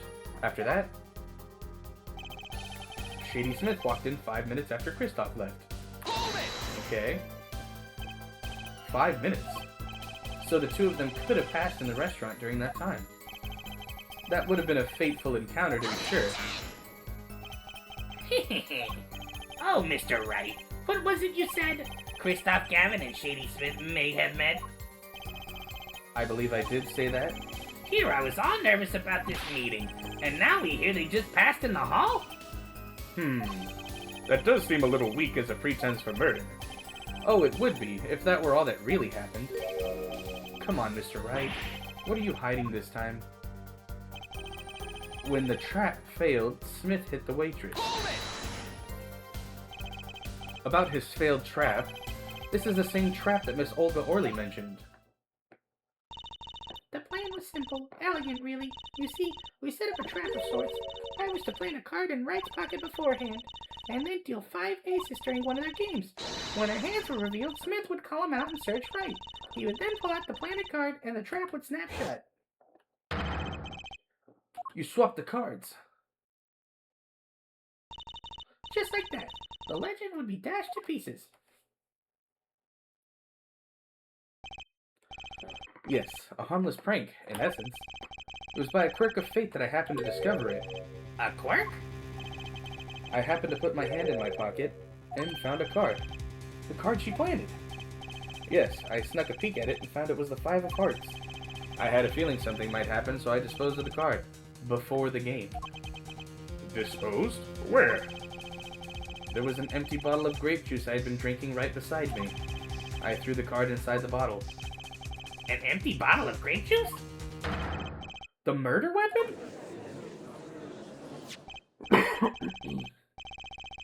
Yes, I rolled it up and shoved it in. The colored glass makes it hard to see. A battle of wits between the deceiver and the would-be deceived. That sounds like terrific drama. A card inside the murder weapon. That's strange. Did the police miss it in their investigation? Maybe I'll take a look. Mr. Wright, the poker head of courtroom number 3 approves of this battle of wits. Please revise your testimony with this new information. I discovered the trap during the game and disposed of the card in the bottle. Well, let's actually look and see. Can we actually see the card in it? Let's look at the details. We can move the bottle around, can we not? Ah, there's no card in this bottle. Okay, so we should definitely present this. Objection! Oh, did I fuck up? How exactly are the evidence of the statement just now related? They aren't, are they? What do you mean? It's... He says he put it in the bottle, the supposed murder weapon, but we have the murder weapon with no card in it. Smith was uncontrollable. I had to let it... Am I crazy? Like, that's... Like, there's clearly no... Oh, okay. I had to examine it first. The bottle is completely empty. So... Now what if we go back and present it? Objection! There we go. Okay, so we had to examine the bottle. My bad. Mr. Wright, if I may. Yes? I've examined the bottle, and I don't see any card in here. No? What? Mr. Wright, surely isn't all you have to say for yourself. I can't say I know what happened to the card. I did put it in that bottle, however. Huh? Perhaps a 5th person came and took it out? Oh, and a 6th person could have helped. Mr. Gavin, Mr. Wright is your client.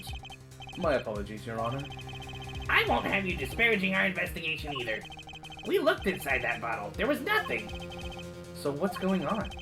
Is Mr. Wright hoodwinking us again? Or did the card just disappear? In any case, please continue the cross-examination. I'm afraid decisive contradictions call for decisive evidence. Oh. Push him harder, Justice. Break him. It's just you and the witness in the ring. Go for the KO. Ugh, why do I get the feeling we're not on our client's side anymore? That evening, Christoph and I had dinner. We sat at the table in this photograph. Shane Smith walked in 5 minutes after Christoph left. I discovered the trap during this game and disposed of the card in the bottle. The girl was knocked out cold and Smith was uncontrollable. You made the call to the police from the first floor of the restaurant, correct? Exactly. Cell phones don't get a signal down in the hideout. Was anyone else on the first floor at that time? Not a soul. It was the middle of the night after all. So there, in the darkened restaurant, I called the cops. After making the call, I returned to the hideout. It didn't seem right to leave the injured waitress alone. When I returned, he was dead, blood streaming from a cut on his forehead. And when you returned, the victim was already dead, yes. I'll admit, I was a little startled when I walked in. A little? He was bleeding from his forehead, after all. I guess I'd be startled too if I walked in on a scene like that. That's when I made another phone call to Defense Attorney Gavin. Hold it! Could you explain why you called Mr. Gavin? I'd obviously gotten involved in a rather sticky affair, and I figured Kristoff's law office would give me a friend rate for my defense fees. Ah, glad to hear that you intend to pay. Oh, I'll pay in full, Kristoff. It was I who got you involved, after all. You may find the price of your defense quite high, my good friend. Quite high. Is this the truth that Mr. Wright was talking about? Justice, you know what you have to do. He's lying. Expose him. Now. Yes, sir. I have to think. What's Mr. Wright trying to tell me with his testimony? The truth has to be in there somewhere. That evening, Kristoff and I had dinner. We sat at a table. Hang on, let's see what evidence we have.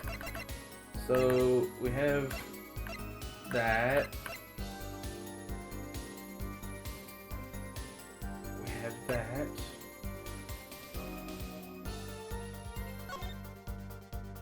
Can't really see if there's anything in there. Huh. I'm not sure. Shady Smith walked in 5 minutes after Kristoff left, discovered the trap during the game, and disposed of the card in the bottle. See, that's the weird one right there.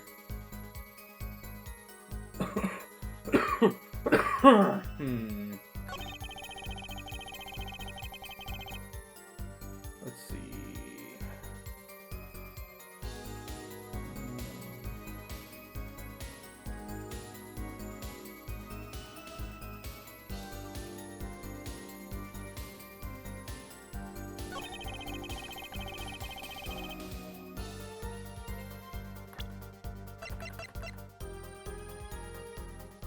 Objection!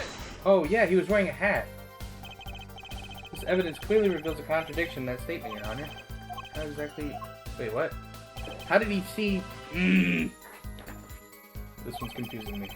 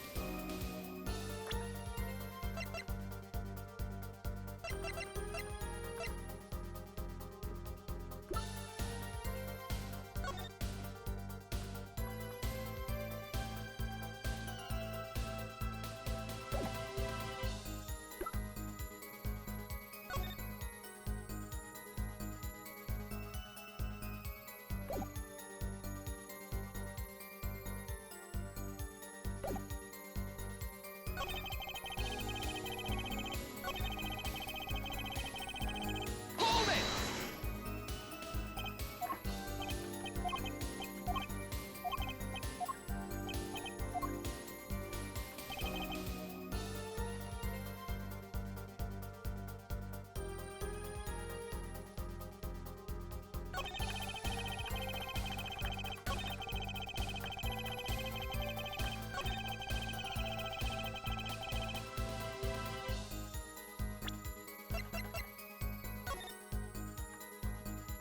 I'm so confused.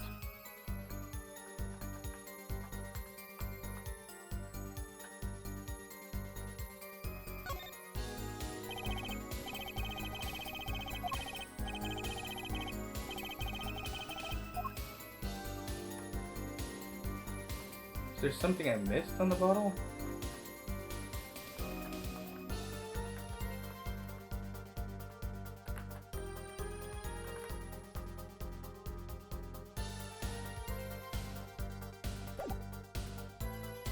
We already presented this, right? Objection! Oh, I thought we already presented it. Yes. I've examined the bottle and I don't see any card in here. No. Right.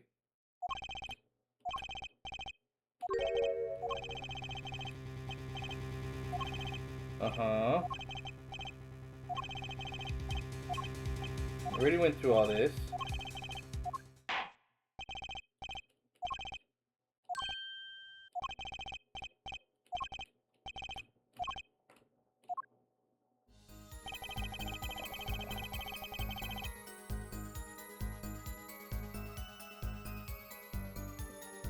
What am I supposed to do?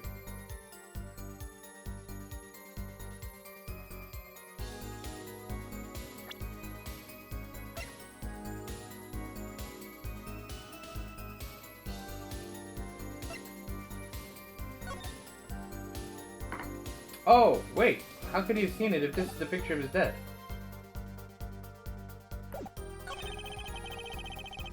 Shady Smith walked in. I discovered the trap. You can't see the blood from his forehead there. Blood streaming from... Yeah, let's present this. Right, because you can't tell. Objection! Okay. I kept looking at the other picture and being like, yeah, there's blood on his forehead. Mr. Wright, if I may. Yes. Take a look at this photograph of the scene, of the crime scene. See the victim here? He's wearing a hat. I wouldn't think you could see blood on his forehead. Good point. Justice. Next time you point out an inconsistency, put a little more oomph into it. Mr. Wright, can you explain this to the court? Ah, I forgot to mention something. I was the one who put the hat on his head. Eh? You? You put the hat on the dead man's head? He wore it through our entire poker game. After calling the police when I returned to the scene, his head was in full view, shining bright, just like in this photograph. And? I picked his hat up off the floor and put it on his head. Why'd you do a thing like that? All I can say is, I'm sorry. But that's the only thing I touched at the crime scene. So, Miss Orley didn't see it? It being the victim's, his head? I think not. She was out cold. I believe I was the only one who witnessed his head. Ah, here we go again. Mr. Gavin? Pardon. It just seems that our client is determined to lie his way through this case. Hey, he's still our client, isn't he? I believe that's enough of that. Mr. Gavin? This witness's testimony is more like a travesty. It's riddled with lies. I'm beginning to see how you came to lose your attorney's badge 7 years ago. Well, you certainly have a unique way of treating your clients, Christoph. I never knew. I believe it was you who threw the first stone.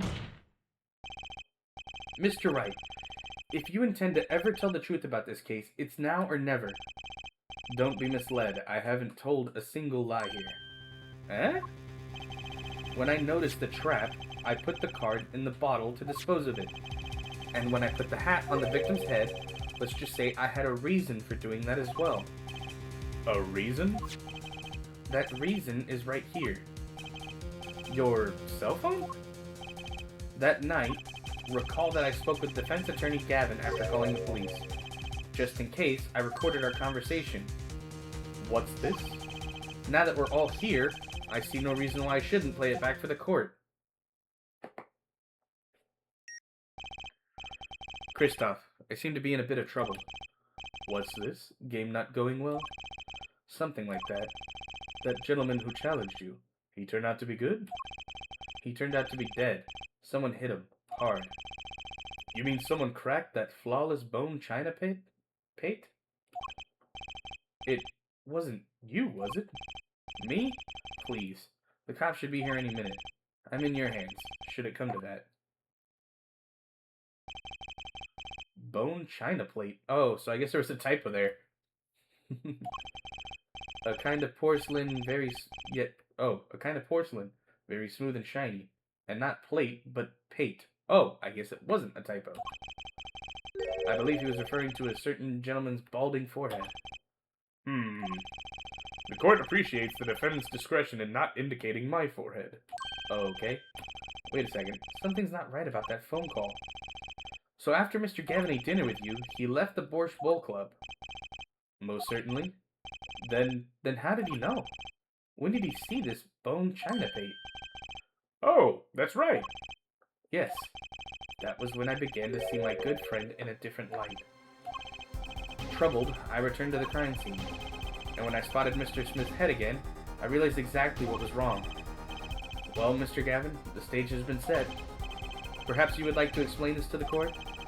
Exactly how did you come by your privileged knowledge of the victim's head? So, this is your reason. The reason why you put the victim's hat back on. Your point, Mr. Gavin? It's come down to this, hasn't it, Phoenix Wright? Order? I will have order. Mr. Payne, Yes, Your Honor. I believe this court has been left with no other choice. Are you prepared to hear Defense Attorney Gavin's testimony? Eh? Ahem. Well, as the prosecutor, Very well. We'll break for 10 minutes, after which Mr. Gavin will take the stand for a cross-examination. Are we all clear on that? Crystal clear, Your Honor.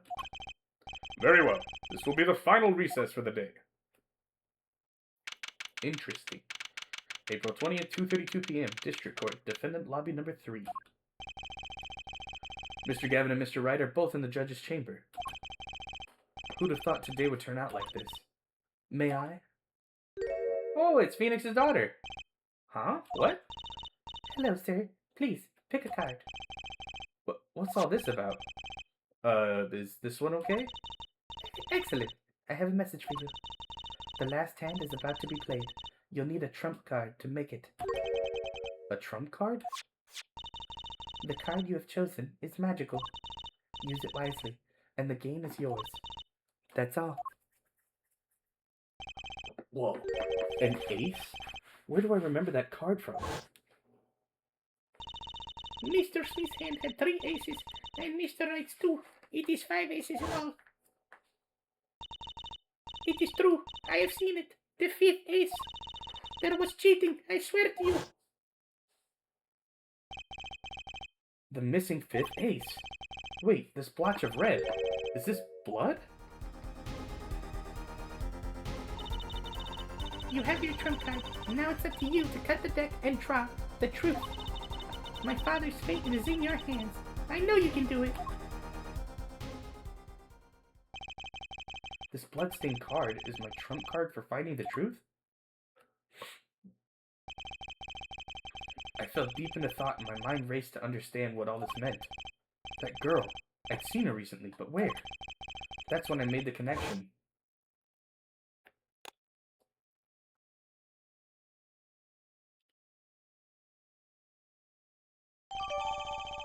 Bloody ace added to the court record.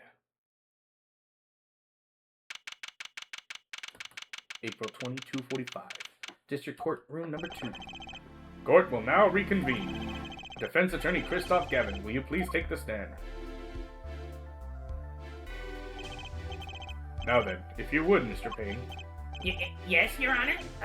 Will Mr. The witness state his name and occupation? Is this farce necessary, Your Honor? Believe me, far stranger things have gone on in this courtroom. Fine, I'll play along. First, there's one thing we need to have made clear. How did you know about the secret beneath the victim's hat? By secret, I'm guessing he means the fact that Mr. Smith was bald. Forgive my curiosity, but what is it about this fellow's head? Your Honor seems to have an inordinate interest in it. Objection! Oh, shit. Oh, we got Phoenix on our side. I wouldn't call it inordinate, Mr. Gavin. Mr. Wright, what do you think you're doing, Wright? Wow, things sure look different from the other side. You know what I mean, Apollo? Speaking of looking from the other side, let's consider something for a second.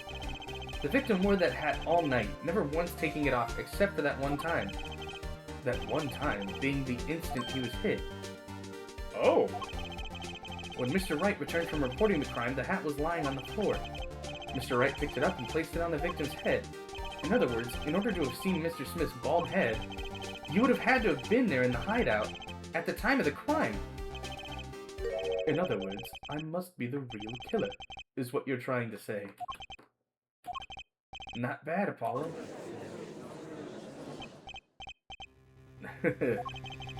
Mr. Gavin? I'm afraid that I haven't been entirely honest with the court. What? Oh, I assure you, I had the noblest of intentions. I did it all to protect my client, Mr. Wright. Huh? Yet, I'm afraid here in the current situation, I see little reason to hide anything. Very well, allow me to tell you the truth of what happened that night. Finally, you may begin your testimony.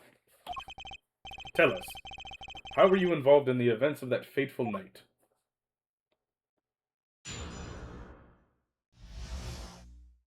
That fateful night. The rage I sensed in that man that night troubled me, so I returned to the club. I went down to the basement and peeked in through the little window to the hideout. It must have been right after the murder took place. The victim was dead, as he appears in the photo. A bald head, an unconscious girl, and Wright holding a bottle in his hand. I sensed that was not the best place for me to be at the time, and so I left. That's when the call came from Wright. So, you witnessed the murder? For better or worse, I missed the actual moment of the deed. Mr. Gavin, may I remind you that you are on Mr. Wright's defense team? Your testimony is clearly disadvantageous to your client. What else could I say? I'm standing on the witness stand after all. So you are, Mr. Gavin. Then you had to testify as you just did. You had to tell them you saw the scene of the crime through that little window. Mr. Wright? You had to say that, because that was the only probable window of opportunity. Right, Apollo? Oh. Mr. Wright, the defense should do the cross-examination, not the defendant. Mr. Justice, are you prepared? Yes, Your Honor. I can't believe I'm going up against Mr. Gavin. This trial is getting weirder and weirder.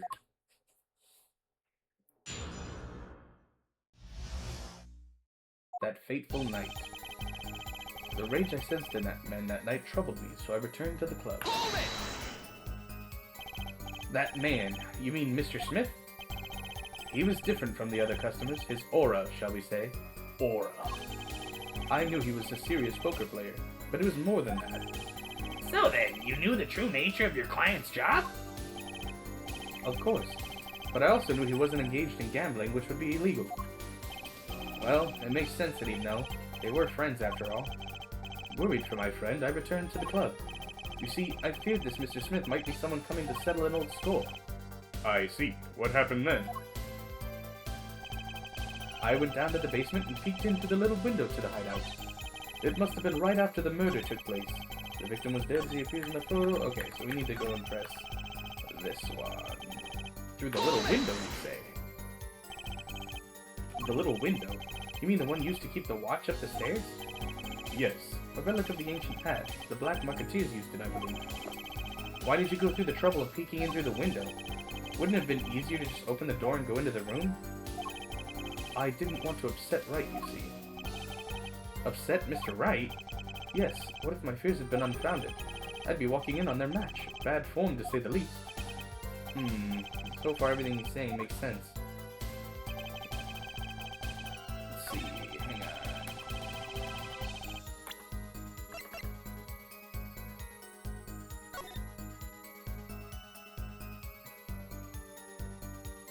on. Must have been right after the murder took place. How do you know it was right after the murder?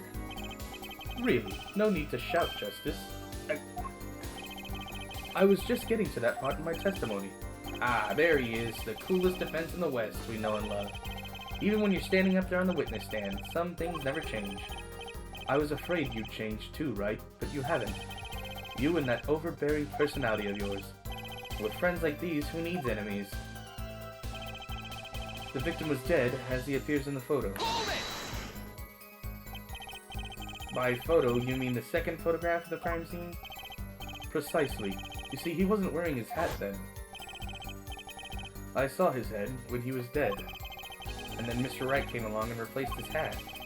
Can you describe the scene of the crime for us? A bald head, an unconscious girl, and Wright holding a bottle in his hand. Those were the only three at the scene of the crime? Yes, as far as I saw at least. Then we're back where we started. The killer was the defendant, Phoenix Wright. Who else could it have been? But why didn't you talk to the police? 2 reasons. First, I didn't actually witness the very moment of the crime. Second, my office was asked to defend Wright. Even after seeing what I had seen, I couldn't abandon my friend. Objection! There must have been someone else there at the moment of the crime. Justice, I just said I saw no one, not a soul. But that goes against what Mr. Wright said. Ah, yes, this mysterious fourth person, who would conveniently be the real killer, I suppose. Glad to see we agree, Mr. Gavin. Let me pose a question then. Tell me, what possible reason did the real killer have to swap the cards in the victim's hands? Oh, I have that. Perhaps you could show us a reason why such a thing would be necessary. How can I show something I can't find myself? Remember, Apollo, the card that was swapped out was the fifth ace. The fifth ace, right. Well, Mr. Justice, the question of why the killer would swap out a card has been raised. Can you point to a reason? Yes, I can.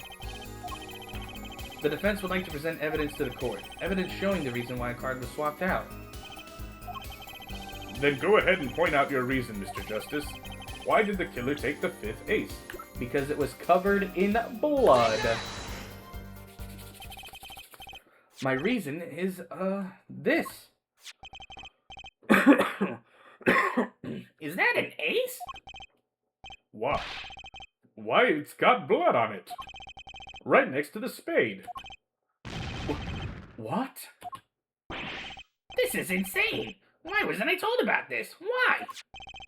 Could this be the missing fifth ace? Inconceivable. How could you? What are you doing with that card? Well, that's the thing. Why is Mr. Gavin so upset? It's just a fishy card from some fishy girl. Oh, that card? It's mine. That is, I picked it up at the Borscht Bull Club that night after the murder had occurred. I gave it to my daughter. Cards are her stock and trade after all. No! Impossible! Unacceptable! The court can't accept this evidence. It's a fraud! A fraud? How can you be so sure? What? I would think the only person who could claim it was a fraud would be the one who took the real card from the crime scene. The real killer. Allow me to elaborate. What if this trace of blood was the reason? The reason for? For the killer to take the card from the scene of the crime. Where are you going with this? Take another look at the photo and at the victim's head.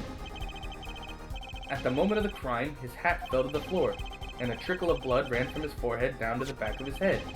Couldn't a drop of that blood have fallen on one of the cards? I suppose. The killer then took the card to hide the blood. Objection. Regardless, that evidence is non-permissible. Oh? Right. Regardless of how you wasted the last 7 years, you used to be a lawyer. You know what a serious crime it is to conceal evidence. Oh, we can discuss the finer points of our legal system later. What's important now is that I've answered your question. What are you talking about? You wanted to know why the killer would have taken a card from the crime scene. And now, I've told you. That one drop of blood would have been decisive evidence, you see. This is baseless conjecture. Baseless! Ooh, Apollo getting in it. Oh, I assure you, it's quite based. That's a screenshot. Hang on. That is a screenshot.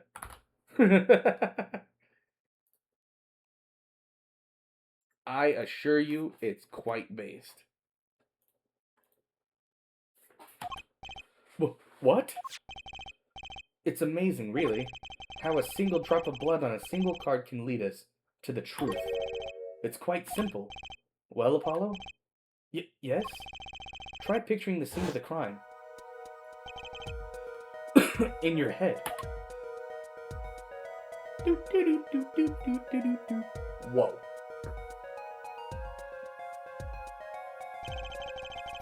The murder took place in the hideout. The body of the luckless victim was found at the poker table. And before the killer swapped the card out, there was a single card with a drop of blood on it in the victim's hand. Given this, there is one decisive problem with this scene. Well, what is it? Let's keep it simple, shall we? Given that there was a drop of blood on a card, whose position in this diagram doesn't fit? The killer's. The victims, the killers, the witnesses, the second witnesses? Whose position doesn't fit with the bloody card? It would be the killer's. Take that! Well, for one thing, the killer's in the wrong place, I think. You think? Mr. Justice, your job here is not to think, but to know. Ah, just looking at you reminds me of the old days. Not the good old days, per se. How does a good old penalty sound? Oops. Let's try that one more time. And Mr. Justice, think before you sink. What?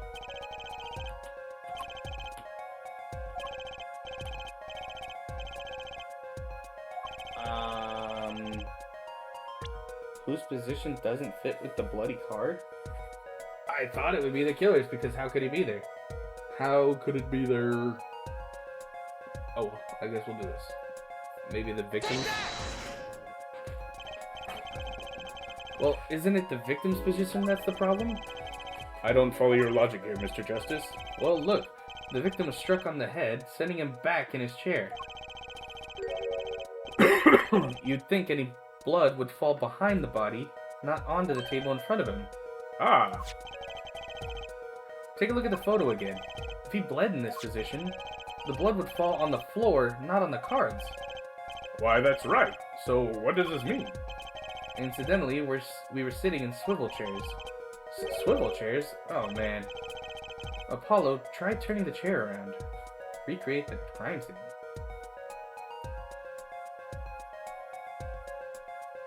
How do I... Okay. The chair was facing the other way? It would have to be. Look at them graphics. So, we have to assume at the time of the murder, the victim's chair was facing away from the table. When Mr. Wright returned from informing the police, which way was the chair facing? When I came back to the room, the body was facing as seen in this photo.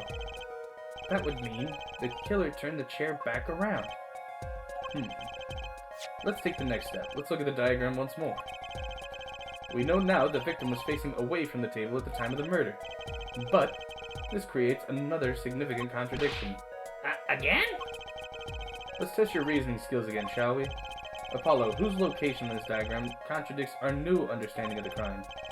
The victims, the killers, the witnesses, the second witnesses? I don't know. I guess the second witness. What doesn't make sense is the second witness. You mean to say I don't make sense? Oh, no, of course you do, sir. As I thought. Help. Whoops. Well, then maybe the killer?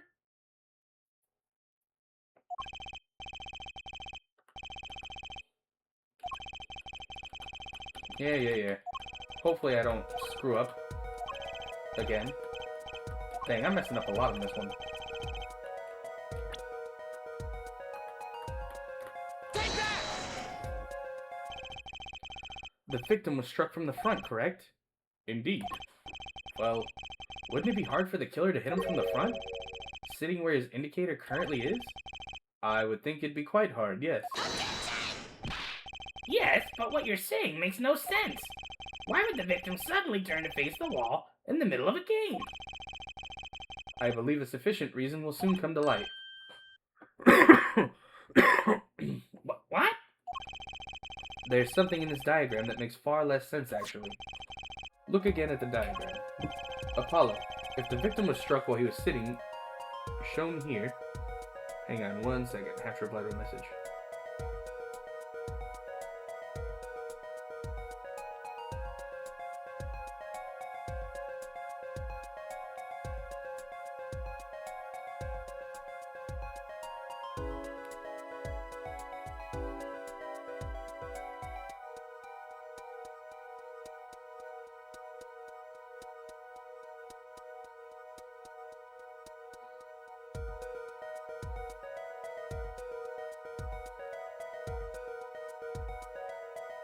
Sorry, have to reply to this message real quick from work. What's right in front of the victim? The cabinet, which I'm assuming is a secret passage, because that's what's his name said right at the beginning. That this used to be like for crimes and all kinds of stuff, and that regulars know all that stuff. Where would his assailant be standing? Try marking it on the diagram. What? But there's no room to put a mark where the killer should be. Don't worry, let's think it through and see what we find. toward the wall of the crime. That's the only thing we know for sure. Try to forget about everything else. Where would the killer have to be standing to strike our victim from the front? Well, he'd have to be standing right here. Take that! The killer had to be standing, well, here. You get points for flair, but that's about all you get. I thought I was onto something there, too. I hardly need to point out that standing there would be impossible. The victim is facing a solid cupboard. Or are you claiming the killer climbed the cupboard and hit him from above? Ha! It's simple logic, really. If this was the only place the killer could have been standing, then that means that at the very moment of the crime... Wait, I know! At the moment of the crime, the cupboard wasn't there. What's this now? I mean, that's the only explanation, right, Mr. Gavin? Your Honor, I have a suggestion for the defense. We should arrange to examine the cupboard in the hideout immediately. Uh-oh. Bailiff, send a team to the crime scene immediately. Have them try to move the cupboard. Ah, Your Honor? What? There's one more thing your men should look for. Please give this to the bailiff. Yes, I see. You do belong in the courtroom after all, Mr. Wright. I do my best. Interesting. But let's forge ahead here while we wait. Look at the diagram once again. It's been changed. If the killer was standing here at the time of the crime, then this cupboard wasn't there, which means, Apollo, try moving the cupboard. Thank you. As you can see, the cupboard was the problem. At the time of the murder, it has to have been shown as here. Now, everything is in place to reconstruct the moment of the crime. Oh my. What's this? What is it now? Look at the diagram of the crime scene once more. It appears we found yet another contradiction. What I believe to be the final contradiction, in fact. Huh? Oh, dang. Notice something, Apollo? Our line of deduction is rapidly approaching its logical conclusion. Now then, Mr. Justice, please point to the new contradicting indicator. Is it the victim, the killer, the witness, the second witness? Which indicator in this diagram contradicts what we know about the crime? Well, obviously, the second witness could not see it. About this cupboard, are we all okay with assuming it was moved? Sure, why not? Well, if it was, something really doesn't fit. The cupboard would completely cover up the window to the stairs. Ah! That's right, someone standing outside wouldn't be able to see in. Someone like Mr. Gavin. What? What did you say? Oh? Is the coolest defense in the West losing his cool? Don't expect me to play along with your little game, right? It's only a game until someone gets killed, Mr. Gavin. And someone was, while the window to that room was blocked by a cupboard. So, Mr. Gavin, perhaps you'd like to explain to the court exactly where did you witness the crime scene from?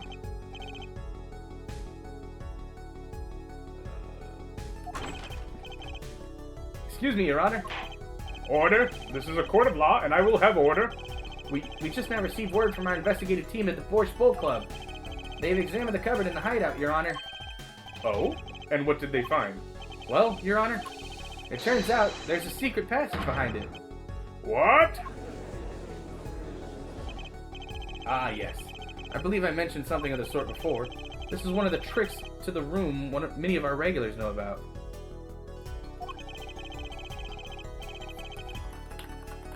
I do remember him saying something about that now that he mentions it. A secret passage is a handy thing to have when you're engaged in illegal going-on.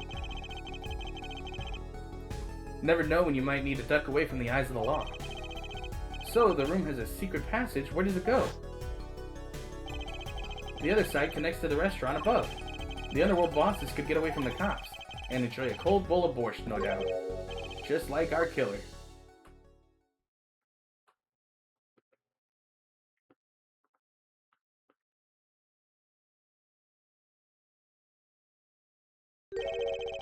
You see where our line of simple deductive reasoning has led us, Apollo?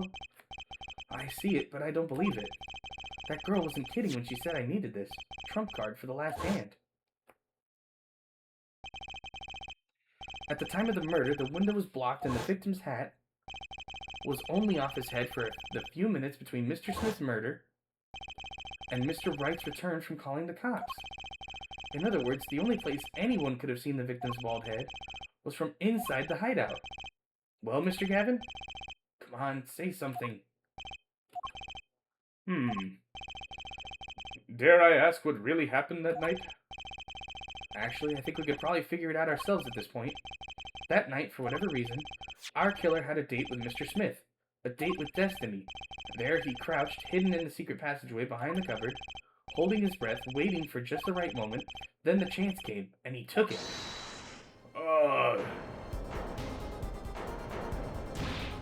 Eek! What? Why did you do that? Wait here, I'll get help. Miss Olga Orley was out cold, struck by Mr. Smith. But his time was soon to come. Mr. Wright went upstairs to call the cops, leaving Mr. Shady Smith alone in the hideout with the unconscious dealer.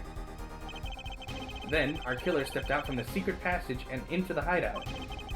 The victim must have had the cupboard sliding aside. He wheeled his chair around to look, and after the deed was done, the criminal must have seen the blood on the card. He would have, of course, realized the need to destroy the evidence. That single spot of blood told the whole story of the crime.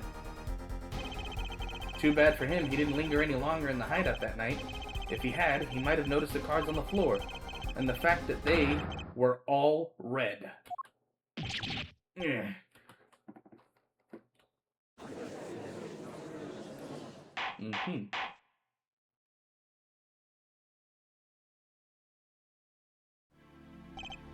Well, it seems this trial has taken yet another turn. I'm truly sorry I had to see this day come, Mr. Gavin. Mr. Gavin? Mr. Payne! Yes, Your Honor. The prosecution will continue its investigation. As for Mr. Phoenix Wright, the defendant, he is hereby cleared of all suspicion. Glad. Believe me when I say that I don't believe this is happening, Mr. Gavin. But I'm afraid circumstances call for me to issue a warrant for your arrest immediately. Objection! Oh, is he finally going to say something? Oh, no need to apologize. I rather enjoyed myself. It's not every day you get to witness a legendary attorney's dirty tactics firsthand. Your point, Mr. Gavin? Frankly, Your Honor, I'm shocked that a person of your caliber would be taken in by such a low-grade parlor trick. Excuse me? The defendant is cleared of all suspicion. This is hardly the time for jokes, Your Honor. Mr. Wright hasn't proven anyone's guilt or innocence here.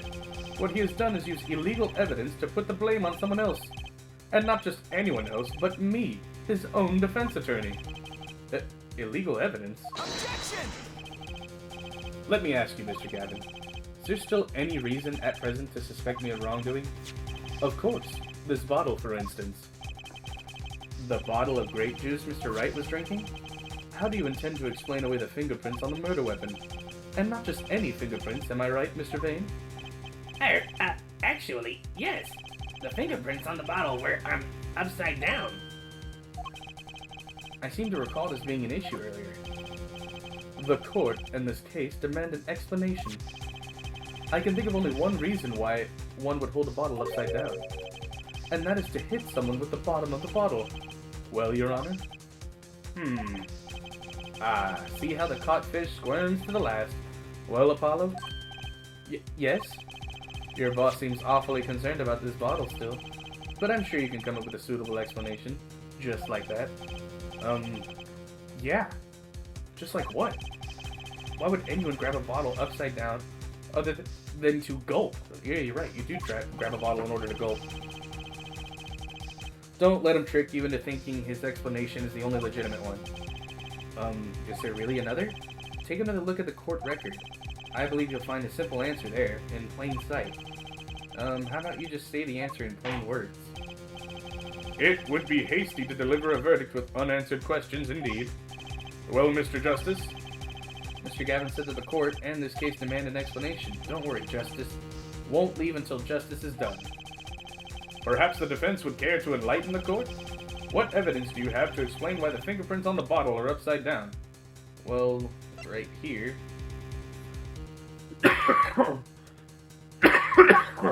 Ugh, wasn't someone else already hit with it? Yeah, exactly. But where do I have that? And how do I determine that?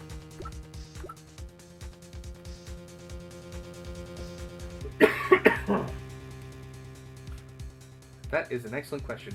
You know what? I'm gonna look it up because I don't want to fail this right now.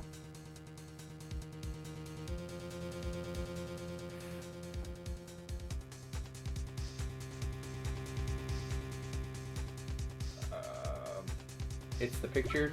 Which picture? Olga's picture? The one that Olga took. Okay. Take that! It's actually easier to show you than explain, Your Honor. Place that bottle on the floor next to your chair. Excuse me? On the floor? Yes, now reach down and pick it up, without getting out of your chair. Ah! See? You naturally go to pick up the bottle by its neck. With your fingers, upside down. Ooh! Look at this photograph taken on the night of the murder. The defendant, Mr. Wright, sat here, playing piano, bottles of grape juice on the floor to the side of his piano bench. He would have naturally picked up the bottles upside down several times. Wow, I can't believe it was that simple. Recall our dinner that evening, Christoph? Yeah, like it's obviously just wine, but they keep calling it grape juice. I was drinking my usual juice then too. Basically, you used the bottle on the table to do the deed, but then you must have remembered. So you went and picked up one of the bottles from under the piano, and you switched the bottles. You took one of Mr. Wright's bottles and made it look like the murder weapon. Like, it's so weird. There's murder, there's like all... Yeah, exactly. Yeah, murder is okay, but alcohol is a bridge too far for this game's rating. Like, it's such a strange, like, place to draw the line. Like, there's violence, there's blood, there's, like, all kinds of other stuff that's, like, totally fair game, but, like, Phoenix can't drink wine. So this is the legendary attorney's famed tactic of misdirection. What? You claim that I switched the bottle. Where is your proof? Proof? Well, that's, as I thought, more baseless conjecture. I'm afraid your bottle of proof is quite empty. I wouldn't be so sure about that. Your Honor, when you initiated the investigation of the hideout earlier, do you recall I requested an additional investigation? Ah, yes. I have your memo about that here. Retrieve the bottles from under the piano at the Borscht Bowl Club. And here's one of the bottles in question. What are you going to do? Dust that for fingerprints too? I would be surprised if any were on that but his. Mr. Gavin probably wouldn't make such a novice mistake, true. That bottle won't bear a trace of anything. Say, Apollo. Yes? Why don't you go ahead and examine that bottle? But why? Just humor me. Mr. Wright? That bottle will solve this case once and for all. What? That's some bottle. Well, yeah. Look, there it is. There's the card that he put in there. There's something inside the bottle.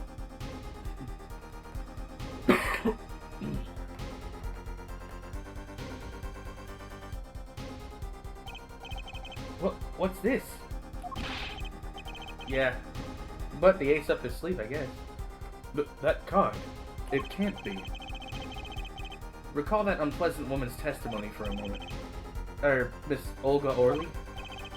Yes, our little swindling Devotchka. Devotchka, that's funny. That night, I played through the card like I was supposed to. And Wright lost the last hand just like he was supposed to. And then Smith searched him. But the planet card was gone. The trap failed. Wait, this isn't... You're telling me that this is the planted card you disposed of? The one you mentioned in this piece of testimony. I happened to put my hand in my pocket and found a card. Yes, I snuck a peek of it and found it was the 5 of hearts. I had a feeling something might happen, so I disposed of the card before the game. Disposed? Where? There was an empty bottle of grape juice I had been drinking right beside me. I threw the card inside the bottle.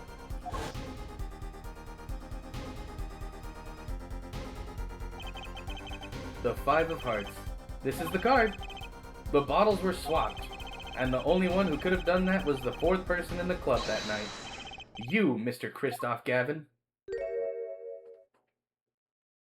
Ooh. Uh-oh. No, not all the... Oh my goodness. Dude, you had telekinesis and you had to commit murder?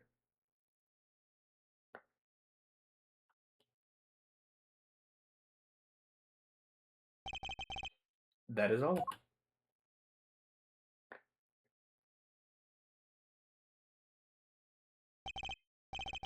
Is this your idea of revenge, Phoenix Wright? Revenge? Revenge for the events that took away... Oh, I'm sorry. Revenge for the events that took away your attorney's badge 7 years ago? My past is like my logic, straight and true. Nothing's changed. All I did was point the finger of justice in the proper direction. Fine. I'm glad we could have this little tete-a-tete, right? This is insane. What about me? Don't I get to prosecute anyone? Do we know why Wright lost his badge? Was that in the previous game, or is this like still kind of like a new reveal? Because I don't remember that being a thing. I believe this time we've finally come to the end of our trial. Mr. Payne, do you have a report for us on Christoph Gavin? Okay, so we don't know why. Do we get... you know what? I don't want to spoil it. He's admitted everything. We're processing his arrest now. Okay, so they will explain it. I figured, but I just wanted to make sure. I see. Still, one has to wonder why he would do such a thing. He didn't even have a connection to the victim, did he? None that we know of. Mr. Wright, have you anything to add? I'm afraid I can't shed any more light on the matter. About this victim, Mr. Shady Smith. His occupation was listed as traveler. An odd profession to be sure, and that's all we know about him. I'll arrange a follow-up investigation, Your Honor. Good. Mr. Wright? Yes? 7 years, and you still haven't lost your touch. Christoph Gavin was a man with much significance for me, both as a friend and a lawyer. He was extremely talented, to be sure. I needed 2 things before I could confront him. The first was a place where no injustice would be tolerated, this courtroom. The second was a man who would tolerate no injustice. In other words, a defense attorney. You, Apollo. Me? This is a dark time for our legal system. A twisting of justice brought on by our very own initial trial system. We have to set it right. Mr. Wright. Our work lies ahead of us. Dark age of the law. Yeah, that's true. I, for one, am looking forward to it. Well, this seems like a good time to announce a verdict. This court finds the defendant, Mr. Phoenix Wright, not guilty. That's what it's called? That's kind of great, actually. Dark age of the law. As opposed to the golden age of the law. Court is adjourned.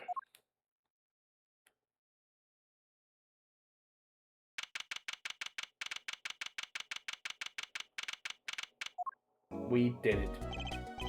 Thanks, Apollo. You came through, just like I thought you would.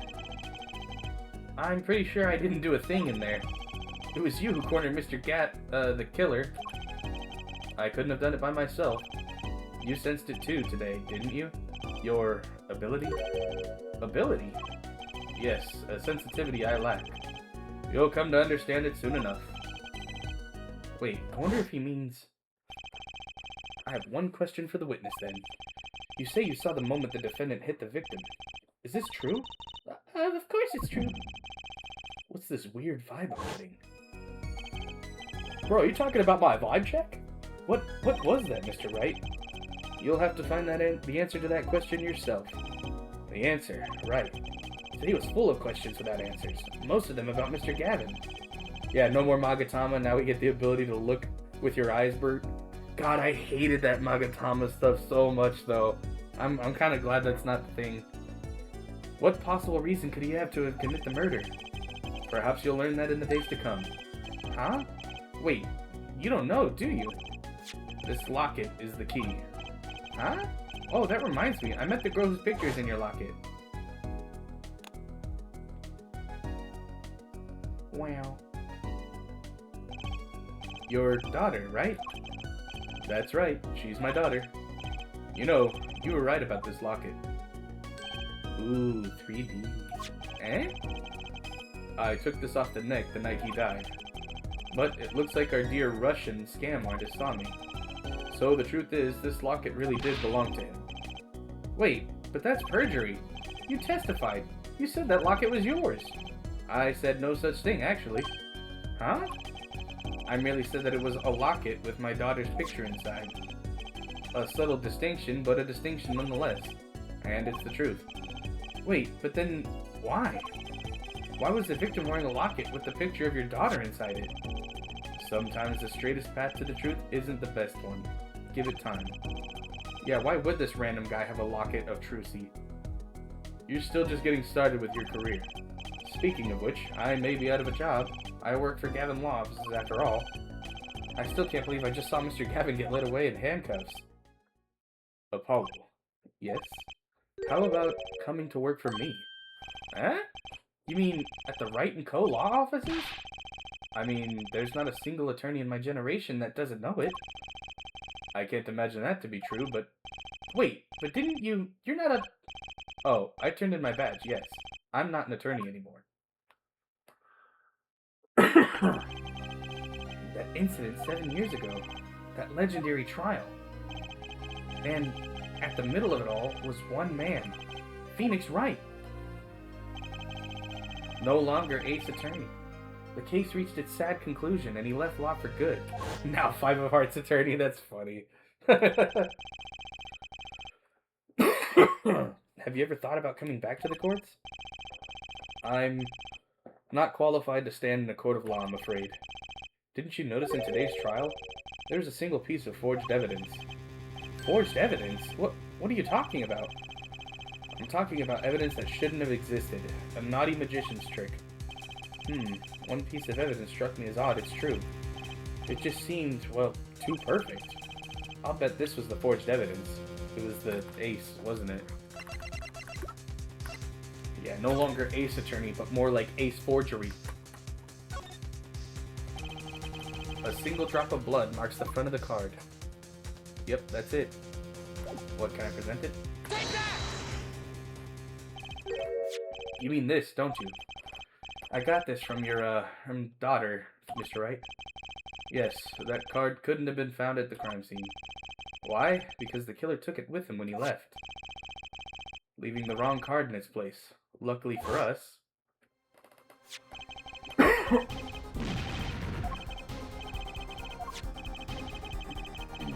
I would think the only person who would claim it was a fraud would be the one who took the real card from the crime scene. The real killer. I mean, yeah, it is forged evidence. My verdict was already handed down 7 years ago.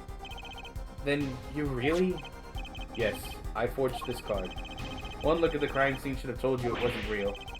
But you can't do something like that and call yourself an attorney. Who's calling themselves an attorney, Apollo? So it's true. The rumor is true. 7 years ago. None of that matters much now, does it? Grarg. I punched him. It's your story from here on out, Apollo. Perhaps I can help you turn the next page. My office's address. Drop in if you like. Mr. Wright. Oh, about your uppercut. Try yelling, "Take that," next time. I find it packs a little more punch. And Apollo, thanks for today. I had a good time.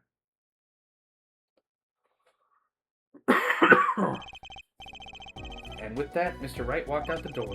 And that's how my first trial ended. A lot of mysteries went unsolved, and at the time, I had no idea they were all related. Every mystery that day, connected by a single thread of logic. I'd find that out soon enough. My My name is Apollo Justice, attorney at law, and this is how my story begins. End. Absolute cinema. Well, I'm very excited to continue playing this. I already like the way that the story is presented a lot better. Obviously, want to know what happened to Ace, Mr. the Ace. No, we'll return to the games menu from now. But I appreciate everyone being here. I'm gonna end the stream for today. Thank you all. Oh yeah, we'll get one more out there. Ah, that was fun. But yeah, very much enjoying this game. So next time we'll definitely play some more Stardew and some more Ace Attorney. So yeah. Anyways, thank you all for joining. I hope y'all have a great week. You know, stay safe and stay warm. And bye bye.